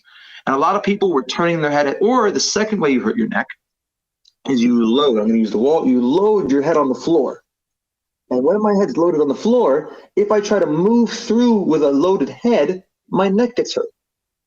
So the second way you keep yourself safe is whenever you've loaded your head, you unload your head onto your shoulder first. And I would get used to using essentially my B-boy skills of shoulder balancing with the head of my shoulder and my toe, or just the head of my shoulder, to make sure that before we move, we unload our neck. And then from there, it leads to just some of the most fun moves in jiu-jitsu. If you don't try and sit in an inversion, it's very, very safe. And inverting as a transition is just so versatile. You can use it to recover guard, you can use it to sweep people, use it to leg lock people, you can use it to escape back control. There's so many uses for inversions. I just think it's a concept in jiu-jitsu that's just very, very misunderstood. And that's part of why I made it my second one, because I think that the niche I think I've carved out for myself in jiu-jitsu is I'm very conceptual, but I'm not only a conceptual guy. And I have moves, and I've let them move. I'm not just a moves guy. It's the idea that I want to take, as I say, world-class jiu-jitsu and make it accessible to someone of any skill level. And so I'm always going to be trying to give you what to do with the foundation of a conceptual background that will inform how this move works, because it must, because of these concepts we have underneath it. And then those moves and combos we have are going to have fine details at the bottom. And those fine details are also informed from our concepts up top. And I find if you break anything down into small enough pieces with a conceptual understanding and give people context, give people a framework to understand why this is relevant to their life and why it's important and how, suddenly you could have a beginner doing a flying armbar and not hurting themselves. Like, that's actually a future project I'm going to do. I haven't recorded this one yet. I've taught this. It's been a seminar I've taught. I call it White Belt Safe Flying Submissions. Nice. And it's one of my favorite things. And there's two beginners. One was 1 month and one was 3 months in, and they were both north of 250 pounds, and they did flying arm bars on each other, and no one got hurt. Wow. Because we taught it in a way. And at that point, do I think that they should do that rolling? Absolutely not. But the fact that they could do a flying submission, it's more of them understanding that they can do more than they think they can. And that, for me, is really what I'm usually trying to convey to people with those types of courses, is that almost always when you can't do something, your first thought, depending on who you are, is either, oh, it's me. I'm not flexible enough, strong enough, agile enough, whatever. Or it's the technique. This is the bullshit technique. It doesn't work. Most of the time, it's neither. Most of the time, you've missed something. You're just doing it wrong. And if you break it down, do it smaller, do it in smaller pieces, drill parts of the move, not the entire move, do it with very, very minor amounts of resistance and a good uke or a good training partner, you can figure it out. But if you immediately are like, can't do it, legs are too short, well, you don't give yourself a chance to figure out how you could customize it or how you could figure it out, because you've already thrown it away. Can't do it, too old, can't do it, too fat. Can't do it. Whatever insecurity you have, you make it a crutch to why you have to not learn this move. And now, mind you, you might never use the move. But even I think the exercise of taking it and trying to figure out how the move works is going to be valuable to you, both in defending that move from other people and in applying the move to teach somebody else if you want to become a coach. And so that leads me right into the two we just filmed, one with Chris Paynes and one by myself. And that view of just like trying to do things differently really informed how I fell in love with defensive jiu-jitsu, which I met Preet Mikkelsen and Chris Paynes in Germany. And there's a funny story about that, but we've been doing a long time. I don't want the podcast to go on too long for you. But Chris kind of proved to me that like I should take this defensive jiu-jitsu stuff seriously. Preet taught a great class. It's definitely his stuff. But for whatever reason, the way that Chris conveyed it always resonated with me. And I invited him to come to Florida, and he taught a class to some of my friends here in town, and we traveled around. I tried to get people to strangle him, and his defense went great. And for years, he was kind of like my defensive jiu-jitsu dealer. I keep on talking to him or talking to Preet and getting a little better at it. But I wanted a way to shift from defense to offense. My original usage of defensive jiu-jitsu was like a safety net on my jiu-jitsu. I could be aggressive and wild in my jiu-jitsu because I know that I'll be able to recover from my mistakes because I'm confident in my defensive postures and abilities to get back to neutral or advantageous positions. But I wanted to be more aggressive. I wanted to be able to take my defensive spot and immediately transition into offense. And Chris Paynes was filming his How to Defend Everything instructional, and we were touring with it. And as we were touring with it, the elbow frame was something that I was teaching because I was just like, Chris did such a great job teaching that. What can I add? Well, on top of that 0 point of defensive postures, it's a way to stand up and be aggressive and get back to your feet, either all the way or halfway. And as this person's forced to deal with the space you're making with your frame, you get all these openings. You're trying to stand up, they have to post. You're trying to sweep, they have to make space, and now I can shift into offense. And that's going to be our joint instructional coming out. I believe it's going to be called something like Unstoppable Stand-Ups or whatever better name you guys come up with for us. But the offensive cycles that I use out of that elbow frame are in my instructional that just came out today called Defense to Offense, attacks from the elbow frame. And I really think this little frame is just absolute gold. If you're interested in it, to kind of tantalize you before actual instructional comes out, check out my video on BJJ Globetrotters on YouTube. It's called Using the Elbow Frame as a Get Out of Jail Free Card. I highly recommend it. It's in my opinion, I love traveling and I love teaching, but there's some moments when like everything just comes together and you kind of in the zone. That's probably my favorite class I've ever taught in all of my years of teaching jiu-jitsu. Just something in the energy of the room or something with my chemistry with Natasha that day and how we were communicating and how things were demonstrated. I just absolutely love how it went out. And so that, how well that went is kind of what inspired me and Chris to go ahead and make the joint instructional. And Chris has an amazing first half that he teaches, pretty much talking about standing up and why you stand up and how being able to stand up at will changes jiu-jitsu. And I completely agree. I think just like what Craig Jones said, being the fact that we yield bottom positions so often in jiu-jitsu when we don't have to makes us easier to deal with. Just same way that as a jiu-jitsu person, if you've ever went to an MMA gym and tried to grapple an MMA fighter, you're generally going to be technically better than an MMA fighter because you spend more time just on jiu-jitsu.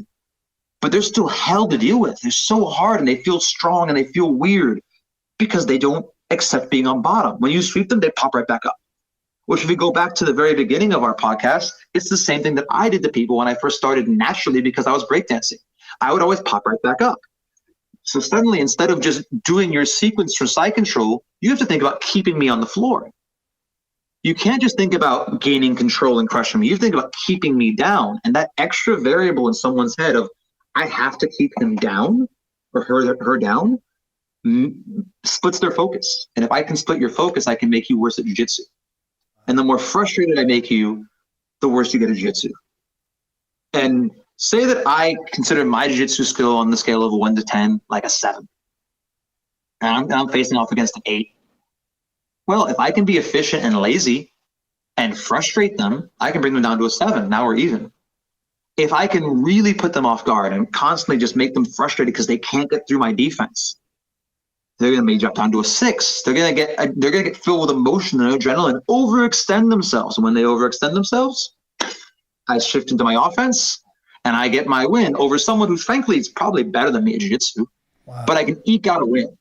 So that's kind of my entire methodology, my approach to jiu-jitsu. I want to make my body a shape that's very hard to attach to, and then make sure that whenever you open spaces, I can attach to you and shift into my offense.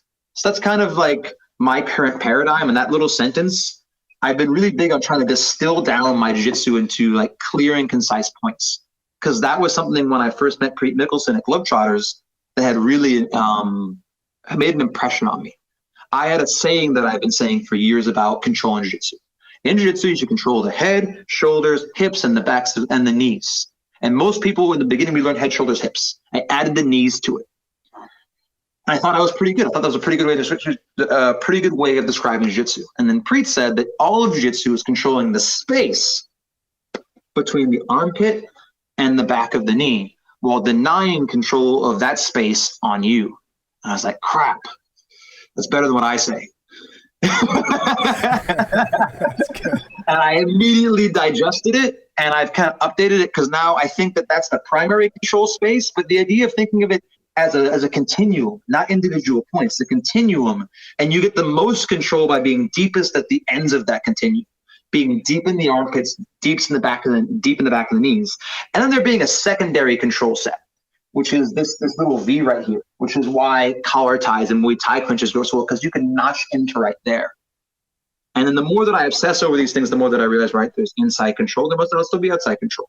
But I'm going to get into a rant again, and we're towards the end. We can definitely do another one, and I can get in a different rabbit hole. Man, I would love to, man. And for anyone out there that wants to check out these instructionals, man, Charles, I really do commend you. You laid these things out so well. I especially appreciate all the safety features that you mentioned, like with the inversions 101. You show people how to safely do this. And you mentioned that one of the reasons that you were inspired to do both the leg locks and the inversions instructional is that it's something that sometimes people feel nervous to embark on, or it's an area of jiu-jitsu that they feel higher risk. And man, you did a great job showing that if you do it right, it's not that high risk at all. And so for anyone out there that wants to check it out, I really do recommend it. The one we talked about in depth today was Inversions 101. He's also got Leg Locks 101, and he's got 2 other instructionals coming out, one of them with Chris Paynes and another one that's just him solo. So you guys make sure you're checking out BJJFanatics.com for those instructionals. Charles, in closing, man, what are some of your major goals for 2023? What are some things you hope to accomplish by the time the year's over? This year has really been about like kind of putting on my big boy pants and being a little bit more serious as far as being organized. So in previous years, I've definitely leaned into, I guess, your Raphael energy of chaos of like, I would get a one-way ticket to somewhere and have a loose plan, and then just be like, I'll come home when I come home, and just meet people and get on a bus to someplace random and like really very much fly by the seat of my pants and live abroad and be a bit ridiculous. And sometimes I'd make money and sometimes I wouldn't. And sometimes I would be living off of, I guess, the European version of tacos. So like in Europe, they have this stuff called doner kebab. In Greece, it's gyros or souvlaki, but it's the most delicious cheap thing you can buy.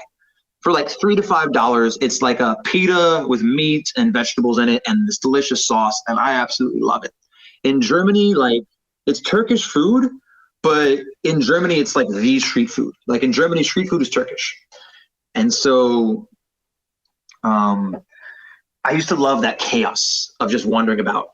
Now, my girlfriend and I have been together for years. We're wanting to spend more time here in Gainesville, settle down a little more, be a bit more organized. And so my main goal is to set myself up to travel inside the US more, do more seminars in the US, do a lot more here in Florida, because I love my Florida people, and like, this is the community that raised me up in jiu-jitsu. So I definitely want to share and give back to my Florida jiu-jitsu community, but also just America as a whole. I want to see all the states and just do more things in Florida with, I guess, the secondary goal of just, how would I put it? Kind of just professionalize everything I do more and more. Gain the skills of talking to a camera better, doing more on YouTube. I've done lots of stuff on Instagram.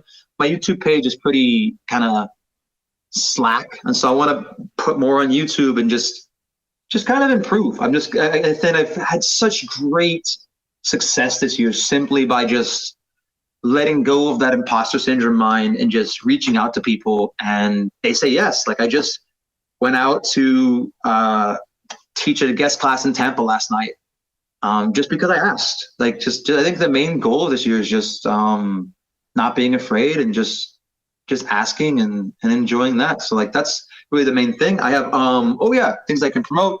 I am putting on a camp in Netherlands, in Enschede, called the Woo Woo Camp, called Strangely Effective Jiu-Jitsu, with Natasha, my girlfriend, and Alexander Neufong, who's got some of the most creative jiu-jitsu I've ever seen on earth.